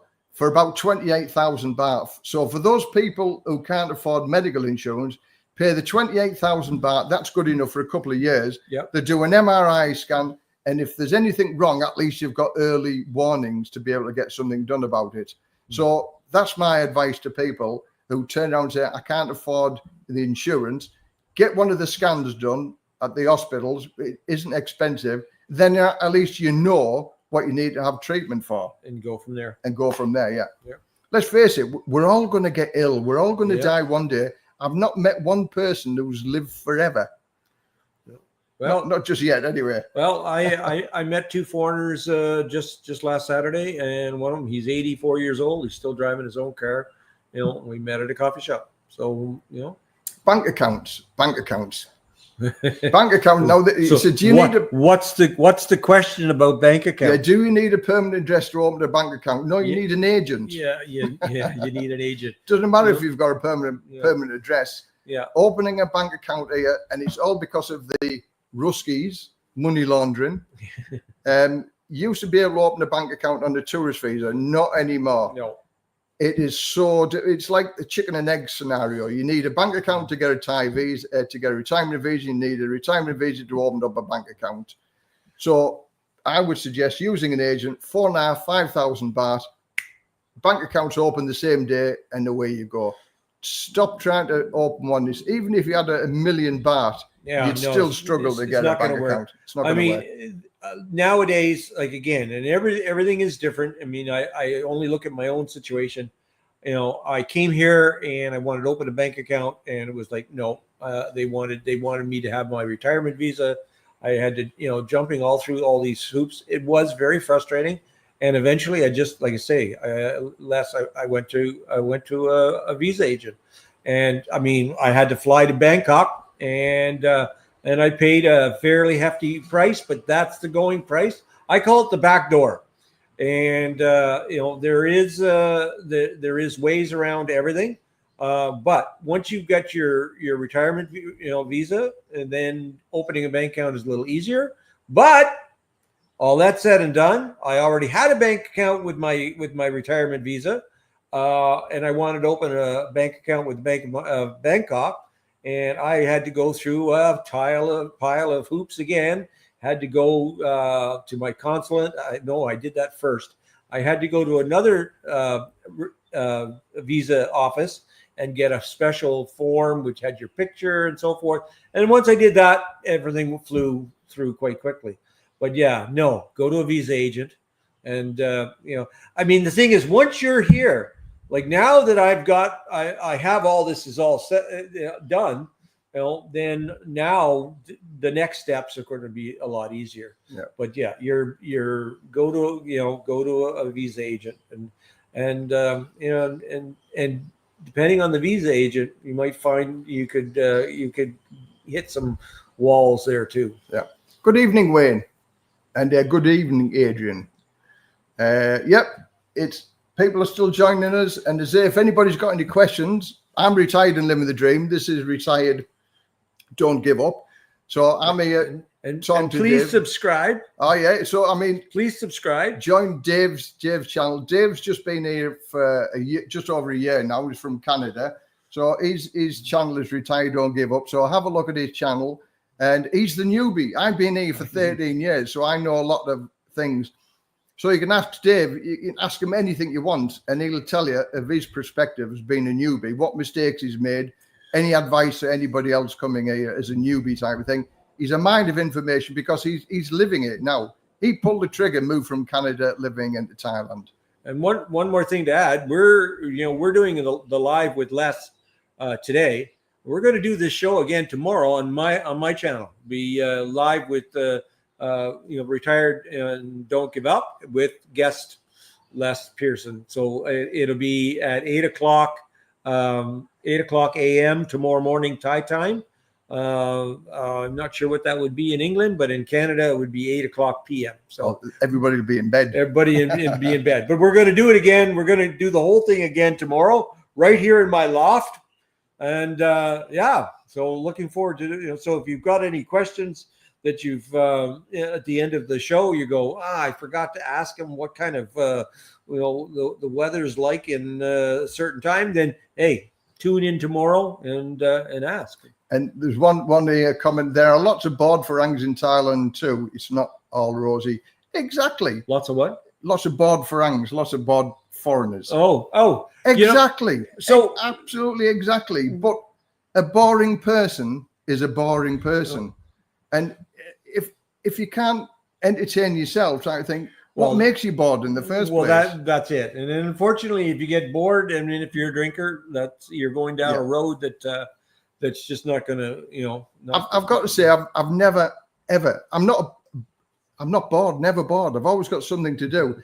The YouTube channel is just a mind of technology. Keeps us both quite busy. Technology type of thing. I like technology.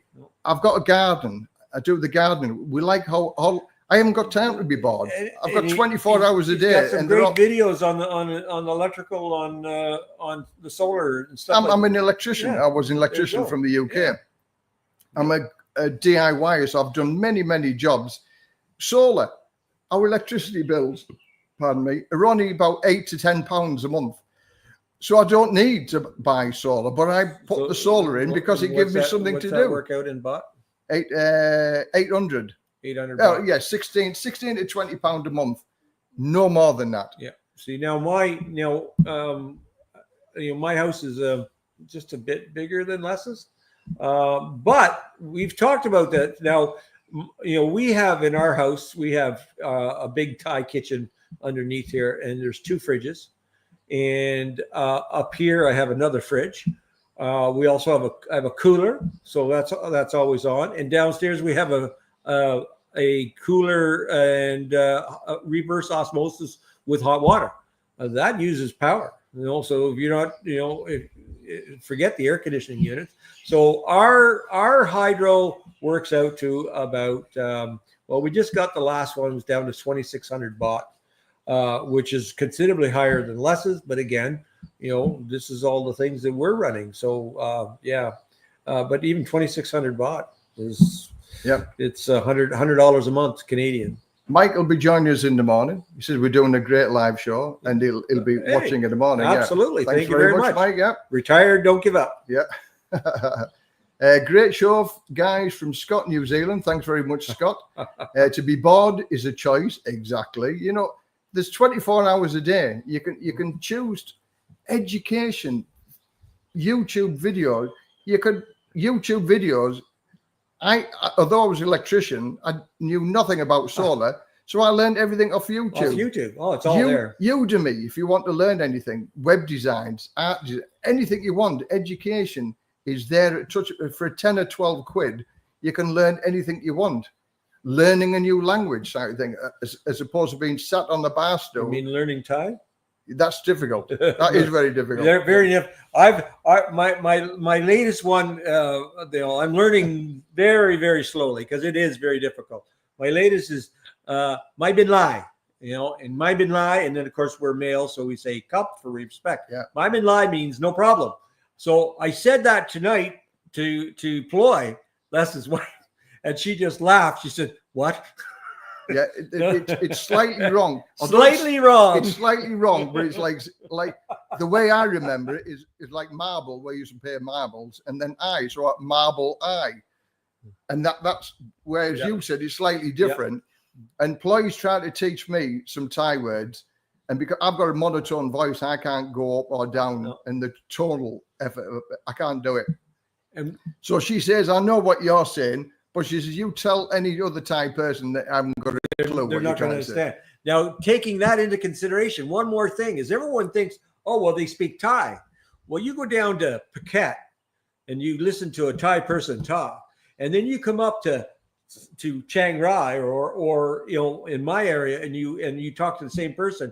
It's no different than slang in different countries in England. The way they talk, it's still the same language, but there's a different dialect. Farang Travels, I'll have to respond to this one because I think it's quite pertinent, really. I wish all you old expats would stop slagging off your home countries.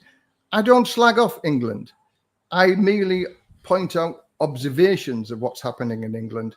I have no problems with the UK. The UK give me work, stability, and the income and the opportunity to be able to do what I'm doing now in Thailand. That wasn't given to me for free. I had to work for that. So I worked damned hard to get where I am today. And I'm not slagging off the UK, and Dave is never going to slag off Canada, because for both of us, we're truly and utterly grateful for what was provided to us to be able to live the position that we're in now. But when you see the government that's in charge now penalise pensioners, give 4-star hotels to people who arrive on a boat you don't know where they come from, what crimes they've committed. We opened our policy to all of these people who are robbing us, who don't provide any income or any work towards what they're getting in the first place. That's an observation. I'm not slagging off England. I'm merely pointing out observations as to how countries, because of the wokeness and political correctness of what's going on. We sent the Germans packing because the Germans were trying to invade England, but we can't stop them coming on little rubber boats. And once they get to the UK, because they've lost their passport, we can't do it because we're gay. If we do this, we've had paedophiles, we've had rapists not being sent home to their original countries because it'll affect their standard of living there. They'll be incarcerated. And we can't do that, can we? We can't send bad people back to their own countries. So it's not slagging people off, not slagging my country off. My country is a good provider, but there is a limit. So that's my answer to the Farang. Normally, Les has that kind of a rant when he's washing his car. Yeah. So, but my car needs a wash, by the way. Yeah. I guess it does now. I mean, yeah, Canada is one of the most beautiful places to live. I mean, like, yes, right now it's cold, but I mean, when I was younger, I loved the cold. I snowmobiled. When on holidays I went north. So, but I mean, yeah, it really comes down to the cost of living. And unfortunately, if you were in Toronto, which, by the way, Toronto believes they're the center of the universe. I do not. I don't hold that same opinion. But if you're living in Toronto and trying to afford a hotel or like a condo or apartment, the cost is just through the roof. If you were in Vancouver, cost is through the roof. Now, more and more cities are the same way. I lived in Ottawa, and the cost is through the roof. So, I lived in an apartment. I had a beautiful apartment that I was paying. I'm going to say I was paying $1,000 a month, and this was many years ago. And when I left it, he looked me in the eye and said, the manager, he says, "Dave, are you sure you want to do this?" I went, "Yeah, no, I'm leaving." He said, "Well, if you come back, that same apartment's now going to be 15." So it's just the cost of living, and depending on, and yes, if you've got a government job or or a city job or or you've got a good pension.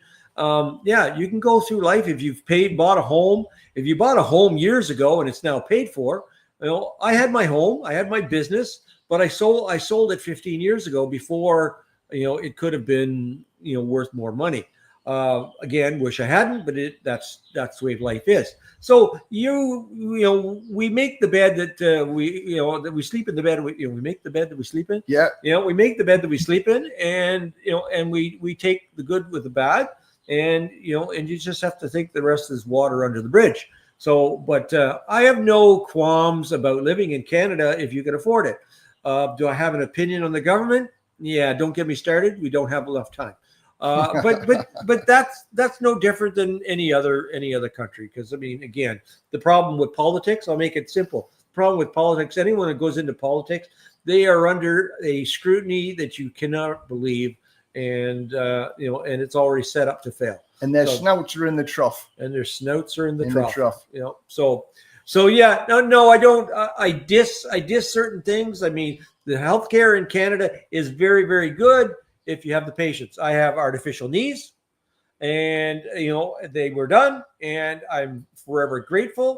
So yes, the healthcare is very good. But unfortunately, it's overrun. It's just overrun, and that's the problem. Somebody else mentioned Thailand is good if you're under 75, but for older folks, I think there are negatives such as bad footpaths, slippery showers, expensive insurance. Now, insurance is expensive no matter where you live in the world once you're over 70-year-old. So I can just try that in the States. Yeah, try getting insurance.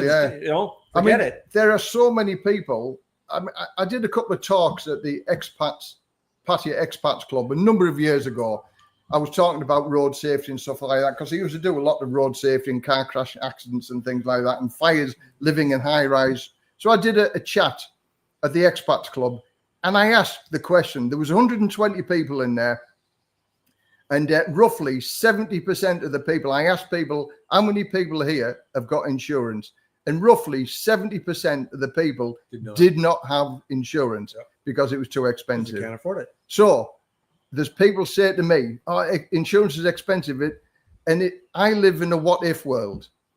My glass is always half full. People say, well, what if you have a heart attack? What if you have a stroke? What if you, and I say, well, what if you don't? I did. There is a solution to everything type of thing. It may not be the best solution, but at the end of the day, you can live for 20 years thinking, I'm not going to move to Thailand because what if I have an accident? What if I have a heart attack? What if I have a stroke? Exactly. And 20 years, you've missed out on living something. If the shit hits the fan when you come to Thailand and you have a heart attack, so be it. Because you're going to have a heart attack elsewhere in the world as well. Yeah, you just don't give up. No, you don't give up. Don't give up. There's always a way. Don't give up. You give up, the next thing you know, you're going to be like me. I had to move. I moved into my friend's basement apartment, and I was just dying in that apartment. And because I was working poor. Well, if I stayed there, that would have been the end of me. Here's another one. I wonder how the Thais feel about all the Farangs coming to Thailand and fighting and causing trouble. What about all the Thai people who were fighting and causing trouble? My neighbor just got arrested because he had a gun. And it turns out he had 13 guns. And he's Thai. No. Oh, and speaking of that, just in case people wonder about crime here in Thailand compared to other countries, it's almost non-existent. Yeah. I did a video where I was in Nan and we were walking through. It was everything was closed, and because Nan's a place where after a certain hour, like 7-8 o'clock at night, everything closes down. And where I'm walking through a dark area, and never once did I feel threatened. Les did a great little video. He was in Bangkok, and that was Mao, and he was a little bit under the influence, and yet he said the same thing. There's walking through the dark alleys in Bangkok, no fear whatsoever. And in my younger days, in Pattaya, walking home at 4 o'clock in the morning, hitting the roller shutter doors and all the roller shutter door marks down your sleeve, like very, very drunk, and not at all, nothing to fear whatsoever. No. Crime happens in Thailand. Crime happens everywhere in the world, but the crime over here is low. As far as foreigners fighting, alcohol, women, and these type of things are going to cause arguments anyway. And I've seen there's thousands and thousands of bar girls in Pattaya, and I've seen two guys arguing over one bar girl. There's stunningly beautiful girls everywhere, but two guys arguing over one bar girl. It's just stupid. Alcohol and women and hot places are going to cause arguments. Thailand welcomes tourism. Tourism is a big GDP as far as Thailand. Pretty much the biggest. Much the biggest. Yep. So they're always going to welcome tourists. There are good tourists and bad tourists no matter where you go in the world. So the Thais don't think a lot about people causing a fight. It's a small thing that's going to happen. And usually it's a foreigner against a foreigner. It's very rarely a foreigner against a Thai, because the reason why they're going to lose, because if this Thai person is getting attacked by a foreigner, there's 10 Thai people. Yeah. 10 Thai people will kick the living daylights out of one foreigner who's causing it. So the Thais don't think a lot of it. No. So it's bad merit to steal as a Thai. It's a bad merit to what? It's a bad merit for Thais to steal. Oh. It is, yeah. Well, just last week when the cultural event that we were working on, that I was flying the drone and so forth. I was at I needed a place to set up, and I was beside the stage, and I took my pouch. Here's my pouch. I mean, everyone pretty much knows, a pouch like this probably has a wallet in it. It had my phone, it had my wallet, and I stuck it on the stage. And I'm flying the drone. We're doing this, and 2 hours later, we're getting ready to leave. And I realized, wait a minute, maybe it was more than 2 hours. And it's like, I don't have my pouch. And I was like, in fact, we'd already left. We all got on the motorcycle. We had gone into town and we were going to have something to eat. And I realized I didn't have my pouch. I had to turn around, and I went all the way back, and I walked up to that stage, and it was still sitting there. Yeah. Just going on from an 80-year-old German man was violently attacked in an alleyway. Okay, one man was attacked in an alleyway. 10 people were killed because a truck ran over him. Okay. A woman was set on fire. Okay. So here's the argument. It gets attacked in an alleyway. So was he drunk? Was it 3 o'clock in the morning? Was he in a place he probably shouldn't have been?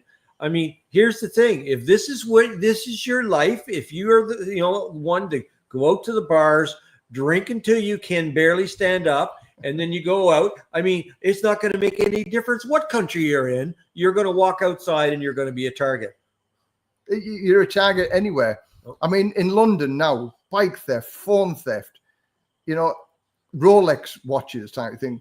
Stabbings are up in London. Homicide is up in London. Everything is up in London.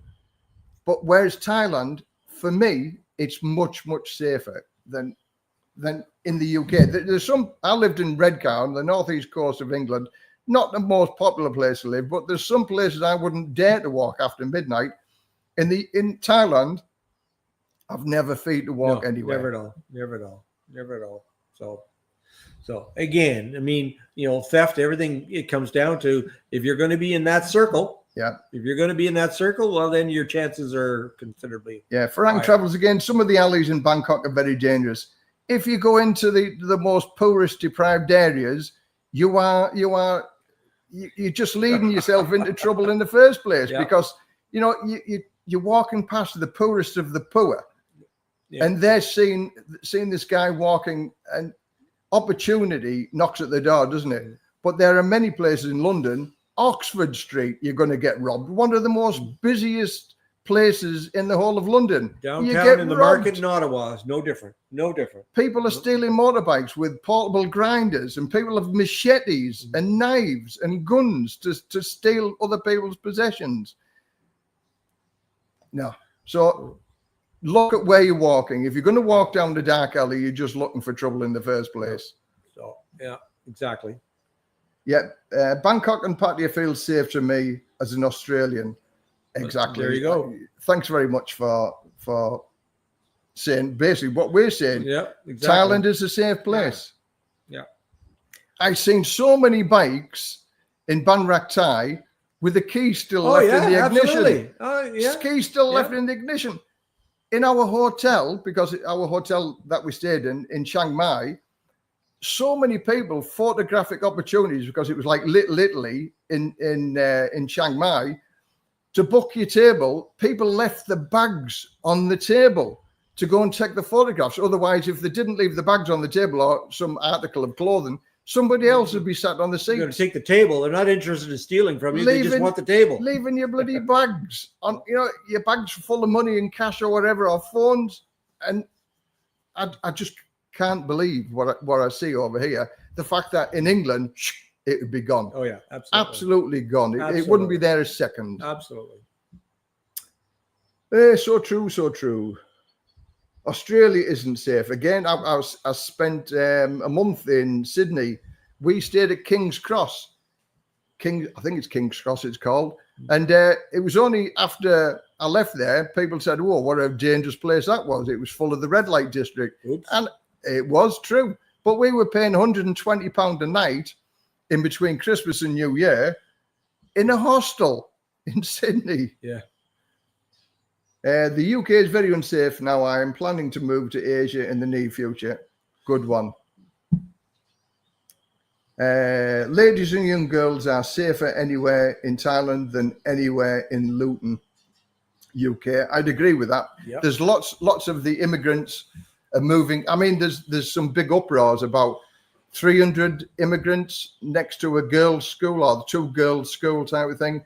And the parents are worried that their girls have to walk past these 300 gentlemen that they don't know where they're from in order to get to school and get home. Yeah. We are inviting, or not we, the UK are inviting all of these people to come across, and we have no idea. It's going to come to a head sooner or later. It's going to come to a head, yeah. So has anybody got any other questions for Dave? But if you don't want to ask a question, you can watch him again tomorrow morning at 8 o'clock, where he's going to do his live stream tomorrow at 8 o'clock for his Canadian people. Right. And if you haven't subscribed, please do. Yeah. So watch his channel. I appreciate it very much. We've, like I said, I've been looking forward to this. Like I say, it's been a year. I'm here because of Les. I went online. I looked for information, and I came across his channel, and I started watching his videos from so many years ago. And then I contacted him, and I was able to do a face-to-face video chat. And he looked after me right from the time I landed, and so forth. And we've had I've been very fortunate. If anyone is looking to retire and wants to get, like say, I mean, I didn't know anybody. I came by myself. And Les will take you by the hand, help you out, and everything you need. And it's his and he's helped many people do the same. So by all means. And one question, because I said, have you got any questions, Dave? Yes, Dave. Are you married? And why not marry? Am I married? Are you married? Yes. Yes, I did marry my Thai wife. I did. We got married in November. Again, it was a surprise that I would do this. I've been married twice before. And for those that that have been married more than once, I actually got along with both my ex-wives. But one of the things is when I got married, divorced the second time, I didn't get divorced. I got separated because I figured I'm never getting married again. She's never getting married again. And that was fine. We had all the legal separation done. But when I knew I was coming here and going to get married again, I had to go jump through some incredible hoops to actually get that piece of paper, which I did finally get. And so I was able to complete it, and we got married last November, and it's a traditional Thai wedding. I had friends come from Canada. They came and stayed for 4 weeks. I was so happy for them to come, and I was so happy for them to leave. They actually stayed with us at our house, and they traveled with us. When we went to Krabi, and we did. I have some great videos at Krabi. We did the 5-star Marine tour, some beautiful drone work. So it was always the plan to be married. I came here for her. I came here to be married. I came here to, I wasn't interested in the bars. I did all that when I was young, and if, like I say, if I was 50 years old, if I was 15 years younger and considerably more wealthy, I might look at it a little differently, but I'm not. Now I'm 65. I enjoy riding the motorcycle. I enjoy doing the videos. I enjoy talking with people and meeting people. I wanted a relationship, and that's what I got. And a question from JBB. What's the name of your channel? The name of my channel is Retired Don't Give Up. So there you go. That's the name of his channel. Just punch in Retired Don't Give Up. I'm hoping eventually you'll punch in retired and it won't come up living the dream. It'll come up coming. Well, there's retired working for you, which is Chris. He's a Canadian guy, but he's got many thousands more subscribers. I mean, retired living the dream, retired don't give up. And another question from JBB is, why is there so many vloggers in Thailand? There's so many vloggers doing everything, no matter what thing or what subject floats your boat. There's thousands and hundreds of YouTubers. We're just passing on our information, as I do. I hope you get enjoyment looking through the channel. I hope you get information. And like Dave says, we are the people who know the answers because we've lived here. So we are the people that you can ask the questions. Dave asked me the questions. I give him the answers. And now Dave's got. And I didn't answers. like all of his answers, No. But you know what? He calls it. He calls it from the hip. He shoots from the hip. He it like he sees it. Yeah, I can be very, very blunt. And he says, "If you prove me wrong, I admit it." Well, And like the 72-year-old guy who was looking for the 72-year-old guy who was looking for the Thai wife with her own house and her own car, and if she had a fishing lake. It's just like I was blunt with him. I said, there's no Thai women looking for a 72-year-old man with no money. So I'm blunt in what I can say, but I'm truthful in what I say. I don't give any BS. I tell it how it is, and the good and the bad with everything. And I tell people about the red flags, the bells, the gut feelings and things like that. And as long as you're happy with everything like that, there are so many people who slag off the Thai girls because they've been robbed and things like that. There's no need to be robbed in Thailand. You can take precautions to everything so you don't lose a single penny. You might lose a little bit of face. You might lose a little bit of money because you've invested in somebody to find out that it's all a house of cards or whatever. But you can take note and protect yourself from that as well. And that's in a nutshell, that's what I say to people. Red flags, bells, warning signs. If they ring them bells 3 times, move on to something else. And if you don't give up, eventually you're going to find the right one.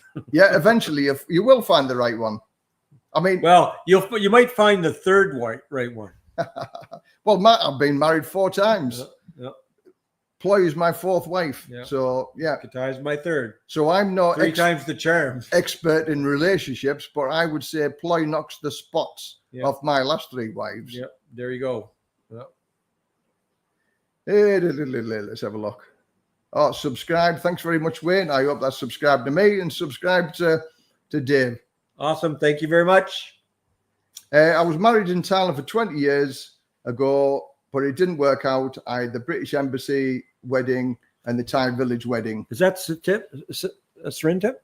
Hi, Tip. How are you? Thanks for coming on. I'm sure I'll see you tomorrow. I can't see. I know. It's to say so. Yeah, no, that's Tip. That's Tip. No. Okay, I mean, some marriages don't work out. I think with Thailand as well, there's a culture difference, and sometimes, I mean, I never ever got married to get divorced. No one does. No one does. Yeah. But sometimes it doesn't work. My Chinese wife was going to divorce me on New Year's Eve because her logic was that we met on New Year's Eve, so why not divorce on New Year's Eve? Even though I paid for 600 quid for a hotel to go to London watch the fireworks. If she'd have paid it, I wouldn't have bothered. I would have just said, okay, thanks very much. You paid for the hotel, even though I paid for a round the world trip for £45,000. She still wanted me to pay 600 quid for the hotel just to say, by the way, Les, I'm divorcing you. Move on. Am I bitter about it? No, I'm not. I had me bitterness. I had me bad moments over it. Life's too short. Just get on with it. I have no envy or bad feelings or hateful feelings towards anybody. They did what they did. It's their choice. Move on with it. Yep. Genuine went through a Thai divorce and it seems very painless now. Yeah, you can do. I mean, I've seen people get divorced. You just got the AMPA, you signed a piece of paper, it's all done with. Not like the UK lawyers. Or Canada. Yeah. I just want to know if the Thai village wedding is a legal wedding. Oh, okay. So, we had to go to we went to a lawyer afterwards and did the legal part. So what you see is the ceremony, and then you go to the lawyer and do the rest of it, and then you go to immigration to make sure they know what's going on. Yep. So a village ceremony isn't the legal wedding. You've still got to go to an AMPA to get all the legal work. It's just a bit like a registry office in the UK. Yeah. You can get married even getting married on the beach here isn't particularly legal. You've still got to go to the registry office or the AMPA to get it done, to get it done legally. That was the same in Fiji. I got married to my Chinese wife in Fiji. We had the beach wedding, we had everything. But the day after, we were in a crappy little horrible office where we signed the paperwork. And that was the time we were actually legally married. was in that crappy little at office. At that point, once you're, you do the legal part, that's the day before the hour ceremony, we had the boat coming in, we had the choir singing on the beach. It was a magical, momental experience, but I wasn't married, and I should have walked away before I signed the piece of paper. So now Les has a marriage. You have the marriage visa. Yeah. And I'm getting the marriage visa. There's a difference. The marriage visa compared to the old retirement visa. The difference is 400,000 baht. Instead of having to have 800,000 baht in a bank account, you only need to have 400,000 baht. Yeah. And as far as monthly income is concerned, instead of having 65,000 baht for an old retirement, you only need 40,000. Yeah. And that's the difference. Have you guys ever met any expats that got lumberjack fusion done in Thailand? Lumberjack fusion? It sounds like my friend had that. How was the results for them? It's where you have a bad back and you get two with the vertebrae. No, is the answer to that. But my friend got that done in England. Very, very painful, and he suffered for the rest of his life with it. So no, sorry, I don't know anything about that. They've just learned their own language, learned to speak English yourself. I learned English language by myself. Self-discipline. Yeah. Pip has a channel. Yeah. Oh, good. You should go on her site. She has a channel. By all means, subscribe to Srinthep. Yeah, my Thai village was amazing. Dave's was a big event. We had 175 people. The whole village turned out. They wanted to see the village princess marry a foreigner, and so it was a big deal. We had it right here. We have a what we call a Buddha room in the house, which is about 1,500 square feet. So it was quite large. So everything was actually in the ceremony itself was in the Buddha room. And then underneath the Buddha room, there's a wide open space, and we had everything set up. We had music, the whole bit. And there's a video. Just look up, if you've subscribed to my channel, just look up traditional Thai wedding, and you'll see me in the beginning talking, and you'll see me at the end talking, and the rest of it is Thai. There's some very good vloggers that somebody mentioned, Walkabout Wayne. Yeah, Walkabout Wayne. Yeah, Walkabout Wayne. He was in the same location as us, and he actually did his vlog when he's on about in the tent when he stayed. I forget the name of the place, but stunningly beautiful mountain. It was the same restaurant as us, like an hour or so before we were. So we missed him by a small bit. And he also went back to Chiang Mai and spent New Year's Eve in Chiang Mai. So Walkabout Wayne, I'm subscribed to his channel. Yeah, Walkabout Wayne was doing when all the flooding was going on, and they found a python. It was a big thing going on. They found this python behind a bit of a dumpster, where the flooding was, and so he was reporting on that. So. And my last video where we were at the Chiang Mai night safari, I showed the python. I go, that looks like the same python they took out of the Ping River. So. Divorce rates. I mean, somebody's come up with statistics for divorces now.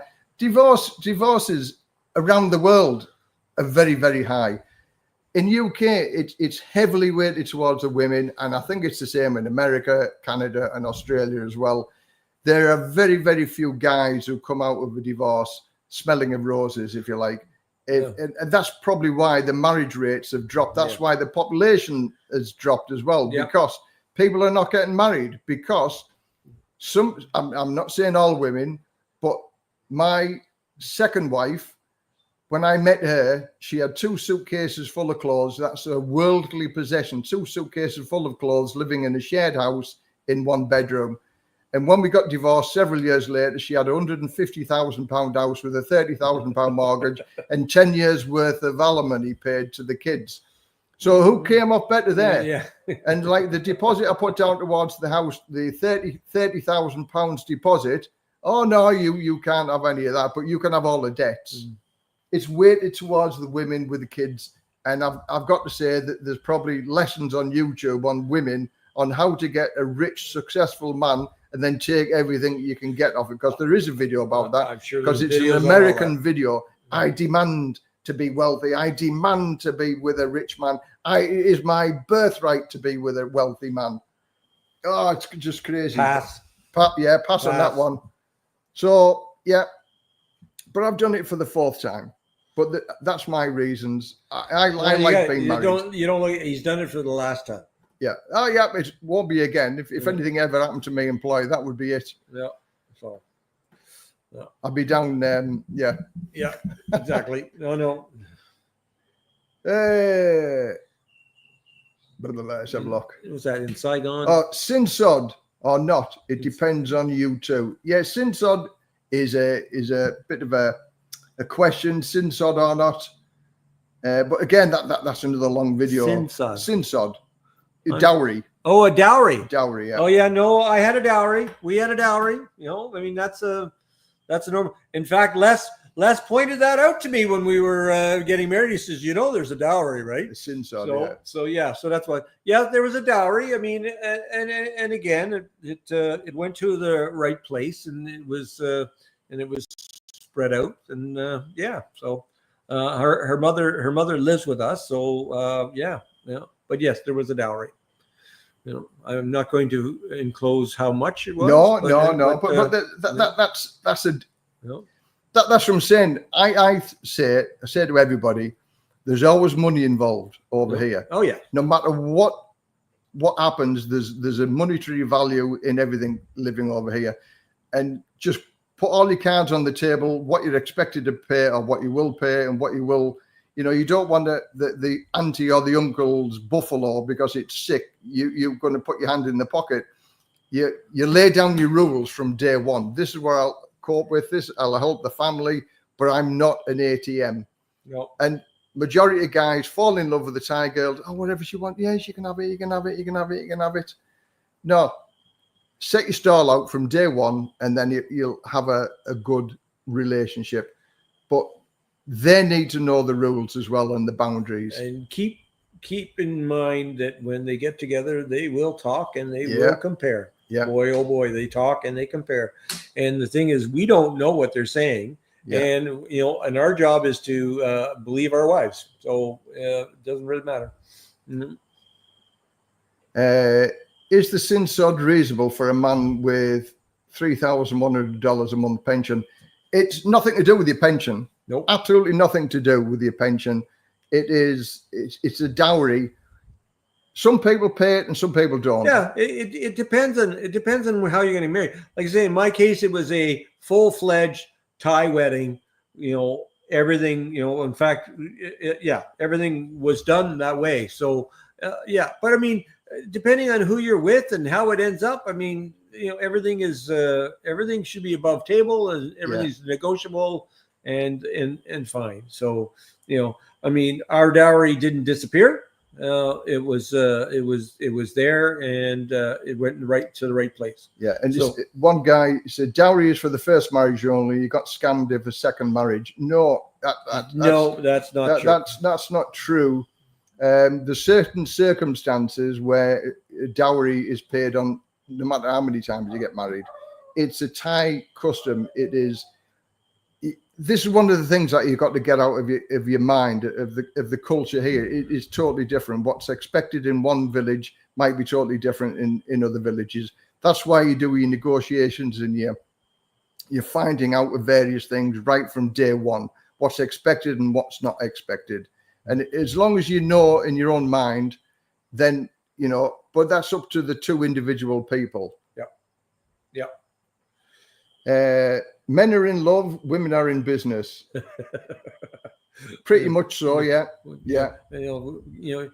I'm sure that's written somewhere. It is written. Okay, here's a story about that type of thing with regard to women. There was a documentary in England about prostitution, and how women charge for sex. And there was this woman doctor. She was a doctor, but she was very highly sexed and wanted sex all the time. And she actually got more money performing sex than being a doctor. And she said, listen, this is how I look upon it. I'm a doctor. I'm getting paid for using my brain as a doctor. She said, when I'm having sex, I get paid for using my body. She said, what's the difference? So I'm getting paid for my brain for being a doctor, or I'm being paid for having sex, which I enjoy in the first place. So there's many ways of looking upon it. It's just how you get round it yourself in your own mind and thoughts. I have no problems with the ladies of the night doing what they have to do. Put yourselves in their shoes for an hour or two to see what you would do in their same circumstances. Have an open mind over everything. Don't tar everybody with the same brush.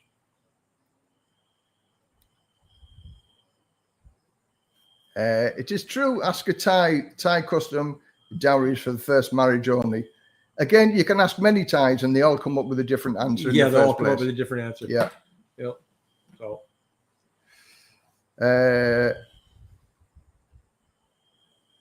To live in, I would never have thought I would hear the day a man from New Zealand would want to live in another country. So sad about today's government. Yeah, New Zealand, again, it's the same with every country. There's a lot of violence as well going in New Zealand as well. It really comes down to what you're looking for. Yeah. It comes down to what I mean, if you can afford to live well in New Zealand, in Australia, in Great Britain, in Canada, I mean, that's fine. That's your life. And if that's where you are, that's fine. If you're looking for something different, and well, there's always options. There's always something different, and you need to, and the big thing that you need to do is before you make that decision. I mean, we're both on Facebook, and there's we see all kinds of posts on Facebook saying, I'm coming, I want to come in February, how do I get a one bedroom apartment? Some of the questions, and you think, have you not done any kind of